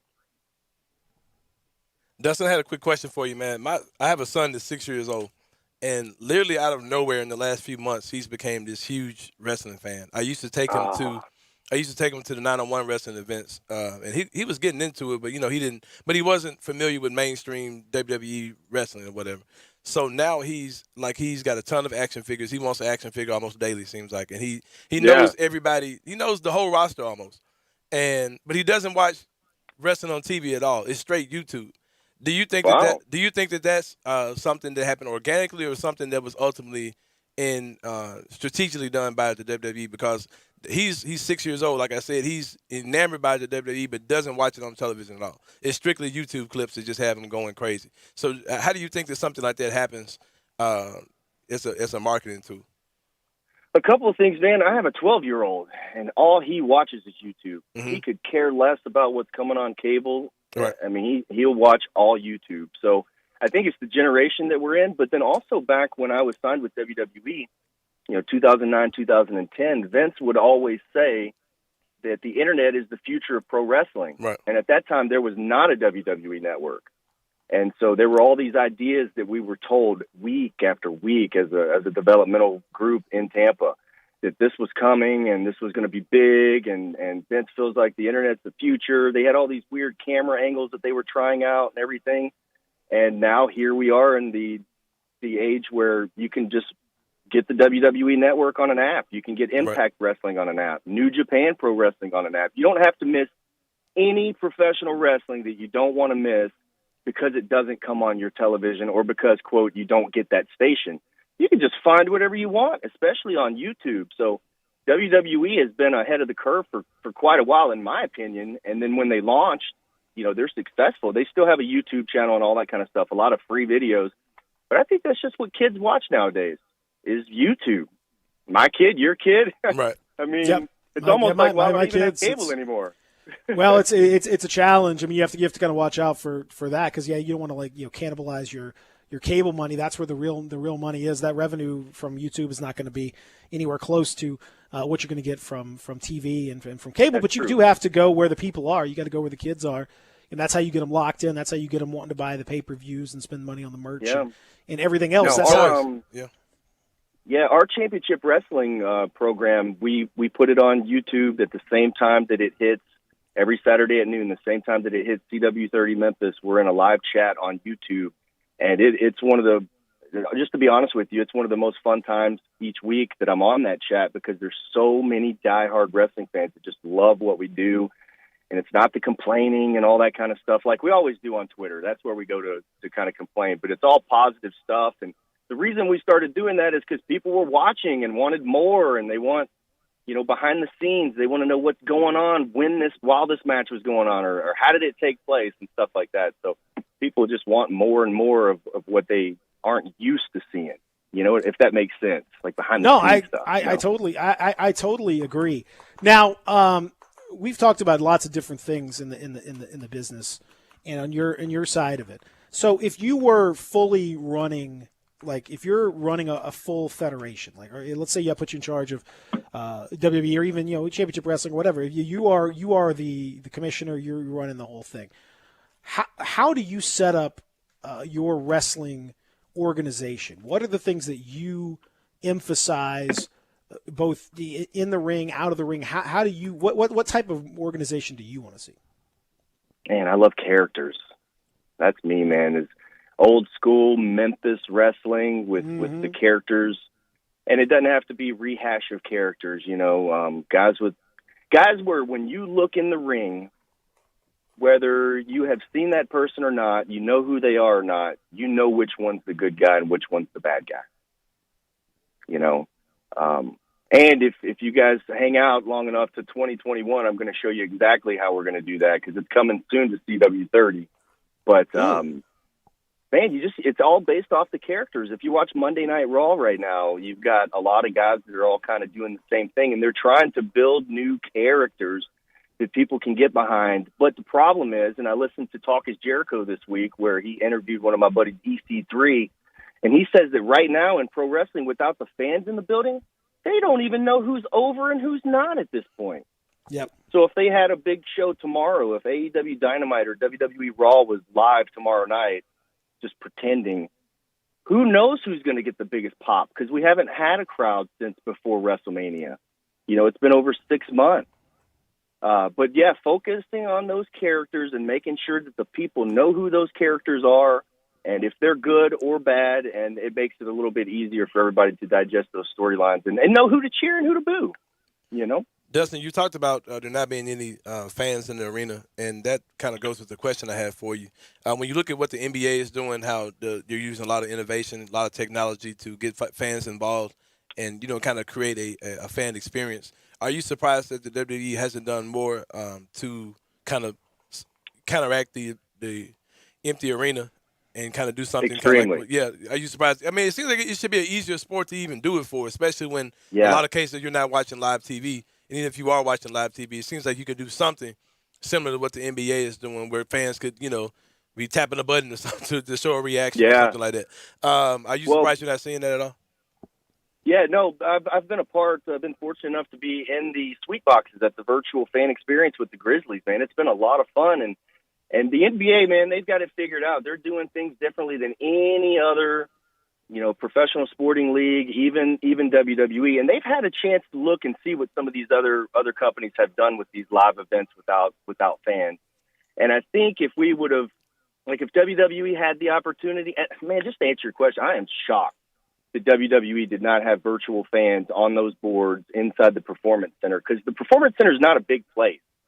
If you compare it to the NBA bubble, it looks like a big gym that they've put, fancy decorations and laser lights inside. So why would they not be able to have video boards that have fans signed up? Now, one of the things is you can't really, you'd really have to moderate those rooms because wrestling fans are so outspoken. There's no telling what kind of signs that you would see in the virtual audience. Mm-hmm. But I'm extremely surprised. I figured that we would get that for WrestleMania. Right. And I think there was kind of an uproar of I don't want those people on my TV, because I think what they were going to do is tile all the people around the actual television screen and have the wrestling in the middle. And I thought that would just be kind of intrusive watching wrestling that way. But yeah, they haven't done the virtual fans. I'm shocked. Especially WWE with all the technology and especially WrestleMania, which was pre-taped. I mean, it was pre-recorded. Yes, they could easily came in and just put something, even if it was just the audio with nothing going on with screens or anything. Right. But the screens could have been sweet though, man. It just seems like you could just have because I mean, you kind of know what reaction guys get, and you can kind of create your own narrative and just have some screens with fans cheering, booing, or whatever you're doing. But that's a good point. Yeah, I don't get it. The dead silence is just extremely weird to me. I thought that, especially at WrestleMania, it would have been cool if Stephanie said, the WWE Universe, you guys couldn't be here, but we still wanted your voices to be heard, and then either launch the virtual fan experience for WWE, or, I know that this is not going to be popular with some people, but you could pipe in some crowd noise just to give it more of a feeling, kind of like what they did with Randy Orton versus Edge in the greatest wrestling match ever. They piped in crowd noise and stuff and made it seem like it was a real live event, even though we all knew that it wasn't. But it's TV. Why couldn't they do it? Well, I think the we are all. I'll just tell you this. I think it's a money thing. The amount of money that it takes to do what the NBA is doing, I don't think the WWE can do it, and especially with Vince, dealing with all the stuff with the XFL and everything else. And they're not doing particularly well financially. Their live gates are done. I just don't think they can afford to do it and sync it up. And it's a very expensive proposition what the NBA is doing. It really is. Like it looks easy, but it's really hard to do what they're doing. I'm sorry, Vince and the WWE are looking at doing SummerSlam on August 23rd in Atlantic City, possibly. So I feel like WWE didn't think that this was going to be a long-term thing. It might have been longer than they thought, but they're already looking to see if there's a venue where they can have live fans. Now, I don't know if it's going to happen, but the last I heard was they are looking at Atlantic City for SummerSlam, and that's a couple of weeks away. There you go. I think that would be. I don't know. I mean, you need fans for wrestling, but also it's very hard to fans anywhere at this point. So it's a very, very challenging situation. Had a texter at 67129 that wanted to get your thoughts, and it's a cool deal too, on Austin Idol's wrestling college. He's doing some he's doing some interesting stuff on Facebook. He's doing some angles there. If you look at the videos, and I've seen a few of these on Facebook, and they're kind of running some stuff and doing a little old school. And Austin Idol was a phenomenal worker and a great promo. What do you make of the wrestling college? I love it. I think we need to have OVW and Al Snow. They actually made professional wrestling training a college credit in Louisville, I believe.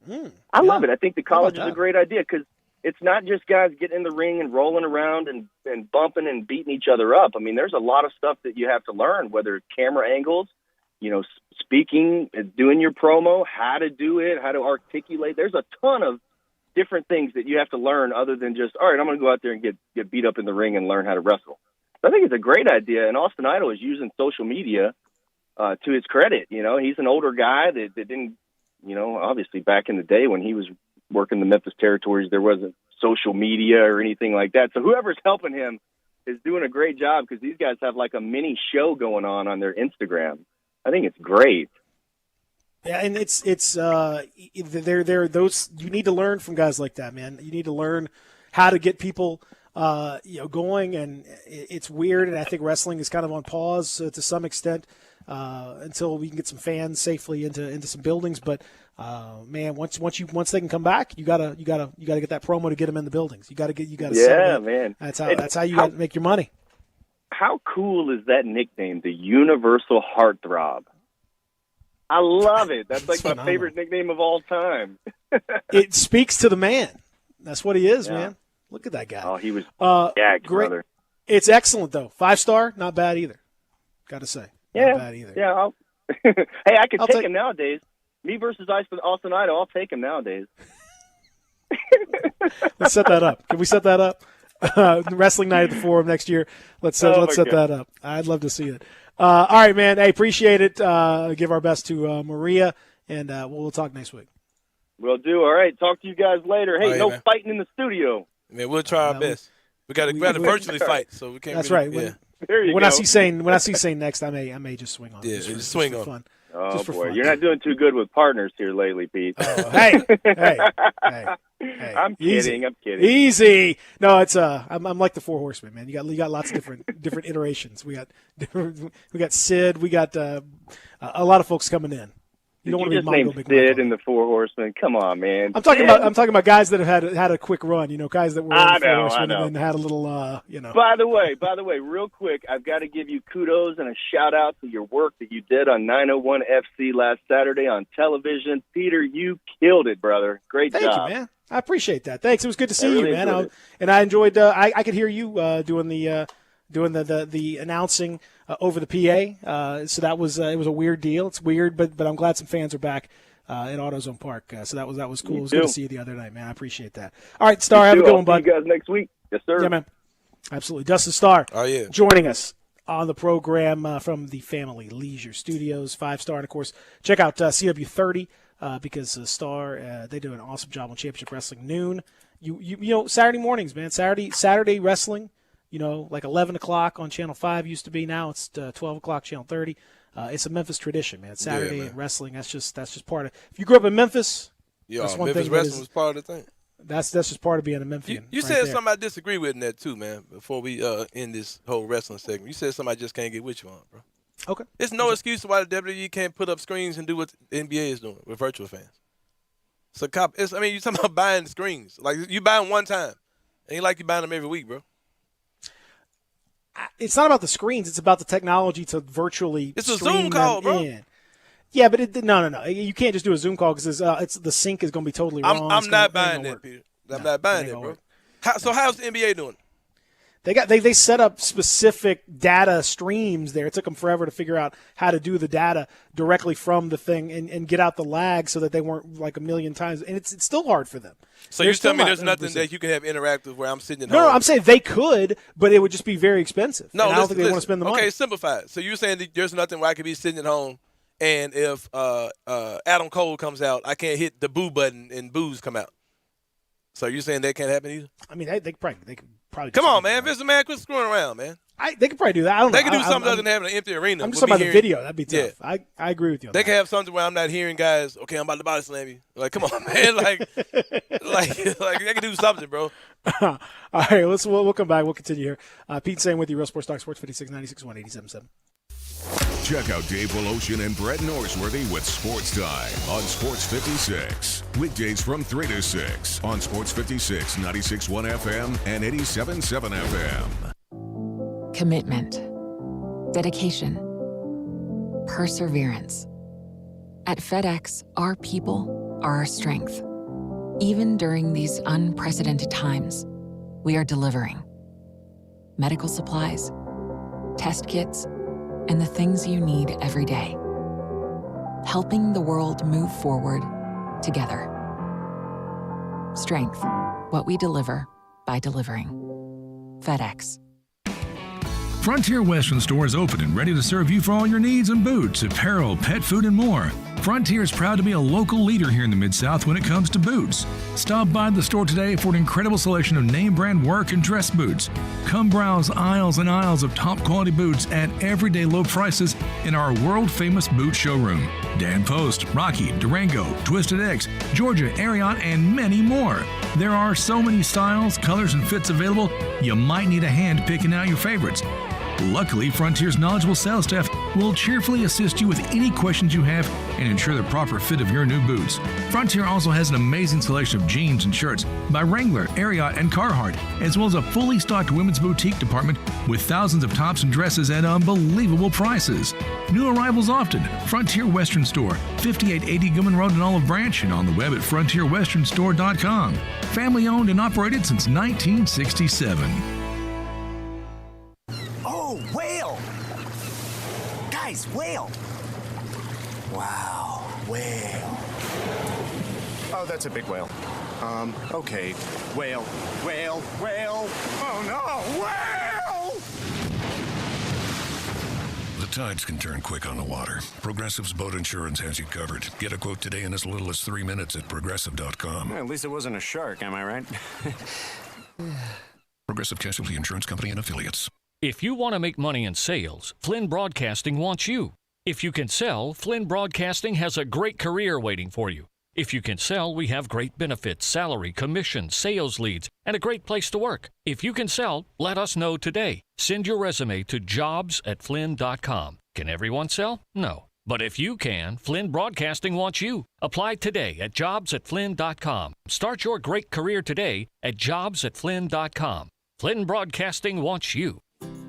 Is your wife asking you to stop eating junk food? Well, we have you covered at Humdingers. It's quick and it's healthy, and most important, it tastes amazing. With many choices from salmon salad to rainbow trout and grilled asparagus. Come visit us for lunch at Humdingers, 6300 Poplar Avenue. So good, Coach Penny eats with us weekly. Don't forget, Humdingers offers full-service catering for weddings, social events, or your corporate lunches. You can call 901-260-8292 to find out more. Welcome back to Sports 56 Mornings with Peter Edmiston. Yes, I will be good, I promise. Co-hosting Sports 56 Mornings is Anthony Sane. That's great, man. This hour is brought to you by Acura of Memphis. Now, back to Peter and Anthony. I'm looking in the mirror at this woman down and out. She's internally dying to know this was not what love's about. I don't want to be this woman the second time around. 'Cause I'm waking up screaming, no longer believing that I'm gonna be around. Yeah. Over and over and over. It's a Thirsty Thursday. Ashanti. I know that voice. That's your favorite, right? No, there. yes, sir. Hands down. Hands down. I'm happy for you. Yep. You should. Welcome back. As we continue this hour, brought to you by our friends at Acura Memphis. Find them online, AcuraMemphis.com. Go see them, 385 in Ridgeway, just around the corner from the Family Leisure Studios, and it's really easy to get to because it's right off 385, like there at the Ridgeway exit. You cannot miss it. Big, fantastic, modern facility. And for those of you that want to go in person, hey, they're right there for you, taking all the proper social distancing measures and outside and everything else. So you're in a very safety-conscious environment for sure. But some of you may not want to be able to do that, or maybe you're not able to do it because of your schedule. So that's okay. They've got it set up now. You go to AcuraMemphis.com, and you can set up an appointment. They can take you through the whole thing. You can walk you through the cars, that you can see exactly what's going on. You can go into the facility. You can go inside, outside, you name it, and they can go through the whole buying process as well. All of it virtually, all of it online, all of it via video, and then they can deliver the car right to you at no additional charge. So it's all really can be taken care of any way you want to do it. If you want to do it in person, no problem. The old school style, great. New school over video, they can do that too. Whatever you need, whatever works for you is what works for them, because they are customer first at Acura of Memphis. A brand new RLX, TLX, ILX, and of course the SUVs, the MDX, the RDX. You're going to love them. Check them out online, AcuraMemphis.com. You can go see them in person, or you can do it all virtually. Either way, you're going to love it at Acura of Memphis. So we talked a little bit about the college football situation. College football, Penn State announcing that they will have no fans in attendance for any of their fall sports. We mentioned that Division II and Division III have canceled all of their fall sports championships. UConn has canceled its football season. Now, they didn't really have a conference, didn't really have a whole lot going on, so it wasn't that big of a blow to see them lose that. But they are going ahead and doing that.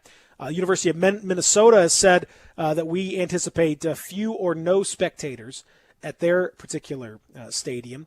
So it seems as though as folks going through all of this, it is getting harder and harder to do. And then yesterday you saw players of the Big Ten joining the players of the Pac-12 with a Players Tribune piece and talking about over 1,000 Big Ten football players representing 23 different varsity sports and across every division. That's, of course, the members of the College Athlete Unity, but they are representing the 1,000-plus football players of the Big Ten, who are all saying that they feel like the conference is falling short in player safety and concern. They want for third parties to administer COVID testing and to enforce all health and safety standards, not the schools themselves. Mandate for athletics personnel to report suspected violations, penalties for noncompliance, want better safety standards, better requirements, minimum cleaning and sanitation protocols that have to be set by a third party, including visitor locker rooms, contact tracing protocols, lots of testing. It's a really extensive list. I can't get into all of it because there's probably 20 or 30 different things. They even threw in that they wanted complimentary access to the Big Ten Network for athletes' family members. That was just going to throw that in there just for the heck of it. But everything else is COVID related. I think, Sane, you're starting to see, couple this with the Pac-12, players are realizing that their power comes in number, and that if they band together, if they feel as though things are not safe, things are not being taken care of properly, their power is in unity. And if they come together and don't want to play, refuse to play, whatever, they can get things done. And we've already seen some of that progress happening in the Pac-12. So I applaud the players for doing this. As they should. Like we talked about yesterday, this COVID-19 situation is crazy. It's very unfortunate. It's a disaster all across the board. But it is kind of breaking down a lot of foundations that have been standing for probably too long. And I'm personally happy to see these players being empowered to step out and say, look, we're just not doing this. I mean, you know what I mean? Because those guys that are players, very few players on any college football team are going to be pros. And if they're playing and their ultimate goal is to be something else in life, whether that's, whatever it is, they just got to make the decision, man, to just say, look, we're not doing this. This is to no one's benefit but you guys. So I applaud all those guys who are doing that. And I expect to see more of that happening, and it should happen more. You should see more players taking a stand to say that they're not doing this at all. Because with pros, of course, the incentives of keeping up their livelihood and, those type of things. And it can be done so much easier in a pro sport, especially like what the NBA is doing when you only got 30 teams, in this case 22 teams. But even if you did 30, you could see that happening in a bubble situation, depending on how you try to make that work. But what college football is doing and college basketball is trying to do, I don't see how it's going to work at all. And I applaud these guys for standing up. So if in your just gut feeling or based on what you've seen so far, does the season in Power 5, Group of 5, FBS, does the season get played? Does it get started and stop? What happens in your mind? I think they'll do it. I mean, because money is still the driving factor. I think they'll end up doing it, and you'll have players who want to do it. Not every player, and let me clean up what I said earlier, not every player is against this. There are going to be players who definitely want to play, and I understand that part too. But I do applaud for the rights to those who don't want to play. I applaud them, standing up and saying that they don't want to do that. I think it's going to happen, though. I mean, of course it's going to happen. Money makes a lot of things happen because there are a lot of people who particularly don't want to keep their kids every day. There are people who are forcing the agenda of going back to school. So, not particularly because they don't want to, but because they can't, or it just because money drives so many things. People have to go back to work, or people have to do whatever they have to do. We're trying to get kids back in school. So I think it ultimately happens.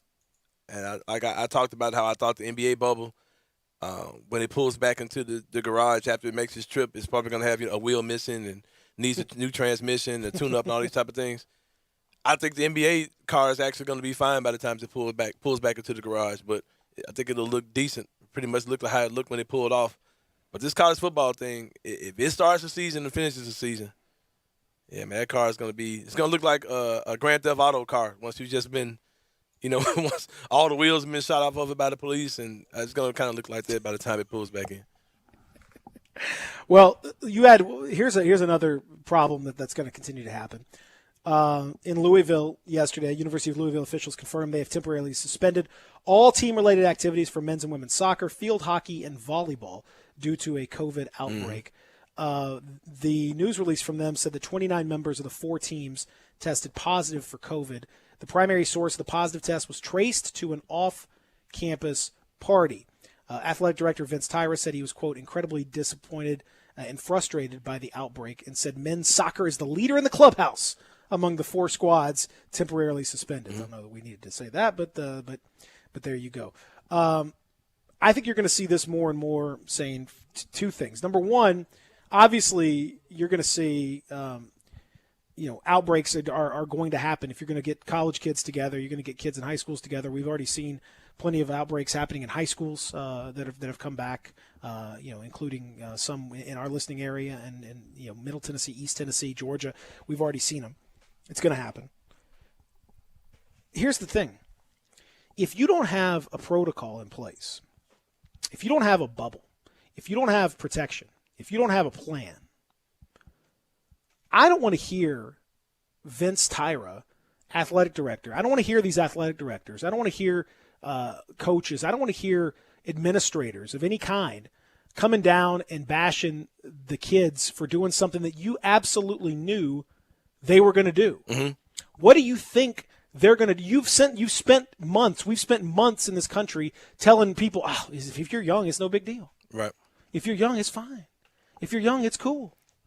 So when you're young and all of a sudden a bunch of young people get back together and you haven't put any kind of restriction on them other than telling them, hey, y'all be careful out there. What do you think they're going to do? What do you expect them to do? They're going to do what college kids do. They're going to do what college kids do. Are college kids making the best decisions for their life? No. Most college kids don't. Bobbing for apples and exactly all kind of just nasty crap, man. I don't want to hear these administrators come down on and be like, I can't believe, I'm shocked and appalled at these kids and the behavior that be shocked in your own What are you talking about? Right. Be shocked, exactly. Be shocked at yourself for not putting some kind of limitation in place. Why do we wait? Why do they not let you rent a car until you're 25? Why do we have limitations in place about certain activities that you can have? Because decision-making processes, these kids, your decision-making part of your brain doesn't even finish forming until your mid-20s. This is what I've always wondered. I was like, okay, if you're trying to play college sports, and these dorms right now are empty, right? Because nobody's on campus all the time. I was like, if you're trying to play college sports, why didn't they try to see what an isolated situation looks like on these campuses and bring athletes on campus just to live and just to see can they handle that? Well, the other issue, too, is, like, for example, USC yesterday announced that they're starting all virtual. Okay, so USC. Right. So, but the football players are going to be on campus. But no one else is going to be on campus. That just sounds so ridiculous, man.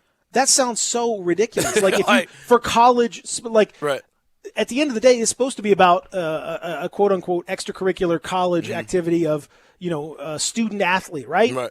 Well, if you don't have any students, how are you going to have any athletes? Because the science club isn't on campus. Like, looking for the cure for cancer or nothing. Doesn't that happen? I was an academic team member at University of Tennessee. Right. We wouldn't have been on campus. Y'all don't have spring practice. We wouldn't have spring practices. We wouldn't, it would have been tough for us. So we wouldn't have been out there. Right. But that's the way it goes, man.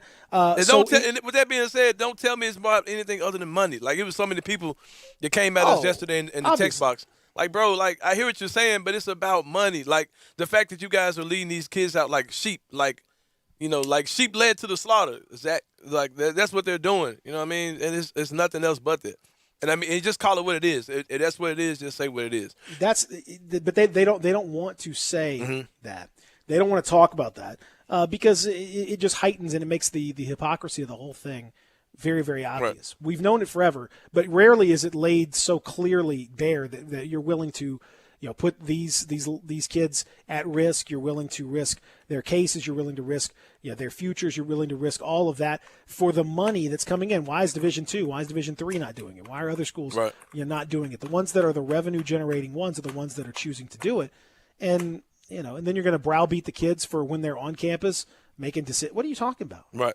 I mean, y'all are the ones that are giving them the opportunity to do that. If you want to pay them and employ them and have them sign an employment contract, then you can stipulate what they do in their spare time, and you can have mandates about how you handle certain things, and there's certain activities that can be off limits. When NBA players, when NFL players, when Major League Baseball players sign contracts, they can stipulate you're not allowed to go water skiing, you're not allowed to go snow skiing, you're not allowed to jump out of a plane because it's too risky for your contract. And you can stipulate that stuff because you're an employee and it's a contract. Right. You're not an employee at these schools. These are not employees. These are supposed to be students. It's crazy. And it's students first, so they say. But it's just becoming clearer and clearer that that's obviously not what the case is. Yeah. Not the case. And do I want to see college football, college basketball? Of course I do. Especially in the city of Memphis, man. Because you got two teams that are probably going to make some noise. I want to see Musa Cisse. I want to see what Ryan Silverfield's doing. I want to see the Black Lives Matter helmets and the effect that has. Is Musa Cisse playing football? No, I'm talking about basketball and football, man. Man, I said that. Why you trying to play with me, man? That's a great recruiting job. You're tight end, man. That's incredible. But no, seriously though, bro, I want to see this stuff. You know what I'm saying? I'm with you. I probably was talking ahead of myself, but yeah, basketball and football, man. I want to see all that. I love it. I love college football. And you know what I want to do? You know what my plan was? Because I'm a full-time hustler on the side too, bro. You know it's really got me kind of sick. I live off of Central, right by the Liberty Bowl. My grand scheme, man, was when games start, I was going to Airbnb my house and make money off these goofies who come to town, bro. I was going to – damn it, Rona. You just came in and hated on the hustler, man. I was going to Airbnb my house. Can we get some bootleg T-shirts or something at least? It ain't the same thing, but the Airbnb pop was gonna pop, man. Tiger football game. I'm right by the stadium, bro. Like walking this. How much are you gonna charge? I'm gonna charge them $1 million. I'm about to Dr. Evil to these folks, man. I had this grand scheme where I was just gonna bust them open in Airbnb. And I don't even own the house I rent. I was still for the Airbnb to enjoy it, man. Can you do that? Technically, you can, but it's Okay. not the wisest thing to do. If your Yeah, landlord finds out, you probably get kicked out your house. So you probably shouldn't talk about it on the radio, but that's all right. Yeah, man, I was gonna do it, bro. Hey, Airbnb, GTG, Airbnb. It was gonna be called the GTG Airbnb, bro. Air G&G? Yeah. All right, we'll come back. Your thoughts on the college football world, 67129 on the text, 67129 if you want to text in, 360-8255. Back after this, Real Sports Talk, Sports 5696-187.7. Listen online anywhere, anytime at sports56whbq.com. At Jason's Deli, you can stuff yourself full of great deli food that's healthy, fresh, and best of all, it's not expensive. Jason's Deli is all about choice. Whether you're looking for a gluten-free menu, vegetarian sandwiches, healthy kids' meals, or if you'd like to invent your sandwich via the build-your-own selections, Jason's Deli has you covered. And they only use fresh, wholesome ingredients. Choose from the club and specialty sandwiches, paninis, wraps, soups, salads, pastas, and much more. I love the cleanliness in the restaurant, the hospitality, and of course the cost. They have a huge salad bar and great soups, including Southwest chicken chili, fire-roasted tortilla, organic vegetable, tomato basil, and many, many more. And if you're planning an event, their catering department is fantastic and can handle any size party. Go check out Jason's Deli's 4 locations. On Ridgeway in the Park Place Center, that's my favorite, on Germantown Parkway in Cordova, at Poplar and Highland, and on Goodman Road in Olive Branch. The folks at Homer Skelton Hyundai want to say thank you. Thank you, Memphis, for another spectacular year. They set records, but I can understand why. You think about the product. Where else do you get a 10-year, 100,000-mile limited powertrain warranty? That's what you get on every new car at Homer Skelton Hyundai. Oh, and thank you again for the 11th straight year, the #1 certified pre-owned car dealership in all of Memphis. It starts with that product, but then it goes to the shopper assurance. Where else do you go where you get transparent pricing, flexible test drive, take the car for a couple of days if you want, streamlined buying process? You're not going to be there all day, in and out. And then, and I have not seen this anywhere else, the 3-day worry-free exchange. You buy a new car, if you've got any buyer's remorse, you've got 3 days to change your mind. Just get on Lamar, take it into Mississippi, the first exit's Craft Road, turn left, and go see Chris True and all the gang at Homer Skelton Hyundai. I want to do some bragging rights. Hey, I was just the other day overhearing a conversation with Big Mike, the manager of DeSoto Auto Sales. They've got people buying cars all over the country. North Carolina, South Carolina, Georgia, Alabama, Arkansas, Texas. People from all over the country buy cars at DeSoto Auto Sales in Olive Branch, Mississippi. Why? DeSoto Auto Sales has the most stringent car inspection in America. They get it right the first time. Quality and low mileage, factory warranty on most vehicles. My favorite part is the people who work there. Big Mike, all the employees are professional, friendly, and go that extra mile. Expect as you walk in the door, you are treated like family. DeSoto Auto Sales understands your time matters. We can help you find your dream car and get all the paperwork finished in less than an hour. Come see us at DeSoto Auto Sales and be part of our family. Have a great buying experience every time. 662-890-7184. Gateway Tire and Service Center has a beautiful new state-of-the-art location at 5275 Summer Avenue. And for July, the new location on Summer has a great special. Buy 3 tires and get the 4th at no charge. Visit the new Gateway Tire and Service Center with 28 bays for quick service, super safe with curbside service or lounge seating 6 feet apart. Check out GatewayTireandService.com for coupons too. The new Gateway Tire and Service Center, 5275 Summer Avenue. Call Matt for details, 901-683-8335. Did you know nearly 40% of men under 40 and over 75% of men over the age of 40 experience sexual performance concerns? At the Memphis Men's Clinic, their experienced physician performs a comprehensive evaluation that determines which specific issues may interfere with your sexual performance. These issues can vary and range from anxiety to medical issues, low testosterone, or erectile dysfunction. The Memphis Men's Clinic has evaluated hundreds of men of all ages over the years and reestablished a normal sexual life. The Memphis Men's Clinic will work aggressively to resolve issues and allow you to restore your sexual health and overall well-being. That's the Memphis way. If you're 20 years old or 90 years old, come and get cared for the Memphis way. Treatment that's based on your specific needs after a professional clinical evaluation by their experienced board-certified physician. Call the Memphis Men's Clinic today at 901-443-0475 or visit memphismensclinic.com. If you owe over $10,000 in back taxes, you need a new start. Our New Start program will stop collection efforts, remove any liens the IRS has in place, and help you reduce your back taxes by as much as 80%. That's right, 80%. Call 1-800-312-9970. Let the professionals at Coast One Financial Group fight to get you the new start you deserve. If you owe at least $10,000 to the IRS and need a new start on your back taxes, call 1-800-312-9970. Welcome back to Sports 56 Mornings with Peter Edmiston. Yes, I will be good. I promise. Co-hosting Sports 56 Mornings is Anthony Sane. That's great, man. This hour is brought to you by Acura of Memphis. Now, back to Peter and Anthony. I had a couple of shots at the bar. I'm finna play with that thing in the car. I got them swerving and breaking the law. These went on tennis so nobody saw. Ain't nobody trick like me. Nope. Get what you need like me. Nope. Ain't nobody got up on their tiptoes and roll to the tip like me. Hey, I got him addicted, he fiending. My body a drug and he need it. He begging me for the treat, begging me. He throw a fit when I leave him. He like, baby, let me rub on you. Like a little love from you. My body addicted, it's Final segment of the show. Sports 56 Mornings. Peter Edmiston and Anthony Sane. This has been Thirst Trap Thursday. We've been playing music that from ladies and gentlemen, I believe. Did we play any guys? I don't know. Yeah. For music from guys and girls who have made music that has brought out the inner thirst in men and women across the world. That was Megan Thee Stallion. Not really a fan of Megan Thee Stallion, her music or her appeal. She's not a bad-looking woman, but she really just doesn't do it for me. And what was I about to say? I'm also not a fan of the stripper hip-hop era that we're in where, like, everybody's – strip hop. Because I grew up with Lil' Kim, of course, but it's almost like a requirement. Like, you can't be a hip-hop artist, a female hip-hop artist, unless you're a stripper or whatever. I can't really get with it. Stripper adjacent, really, you know. Huh? Stripper adjacent, like, you know. Yeah, that's like that's got to be on your resume. Like you have to ability to work the pole. Mm-hmm. Got to be able to work that pole. Mm-hmm.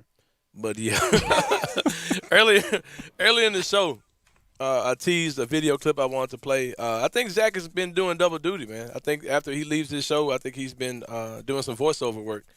What's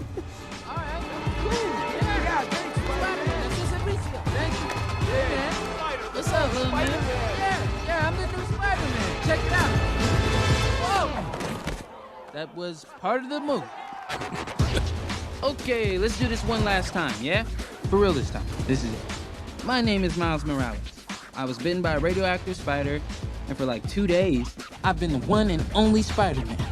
I think you know the rest. I finished my essay. I saved a bunch of people.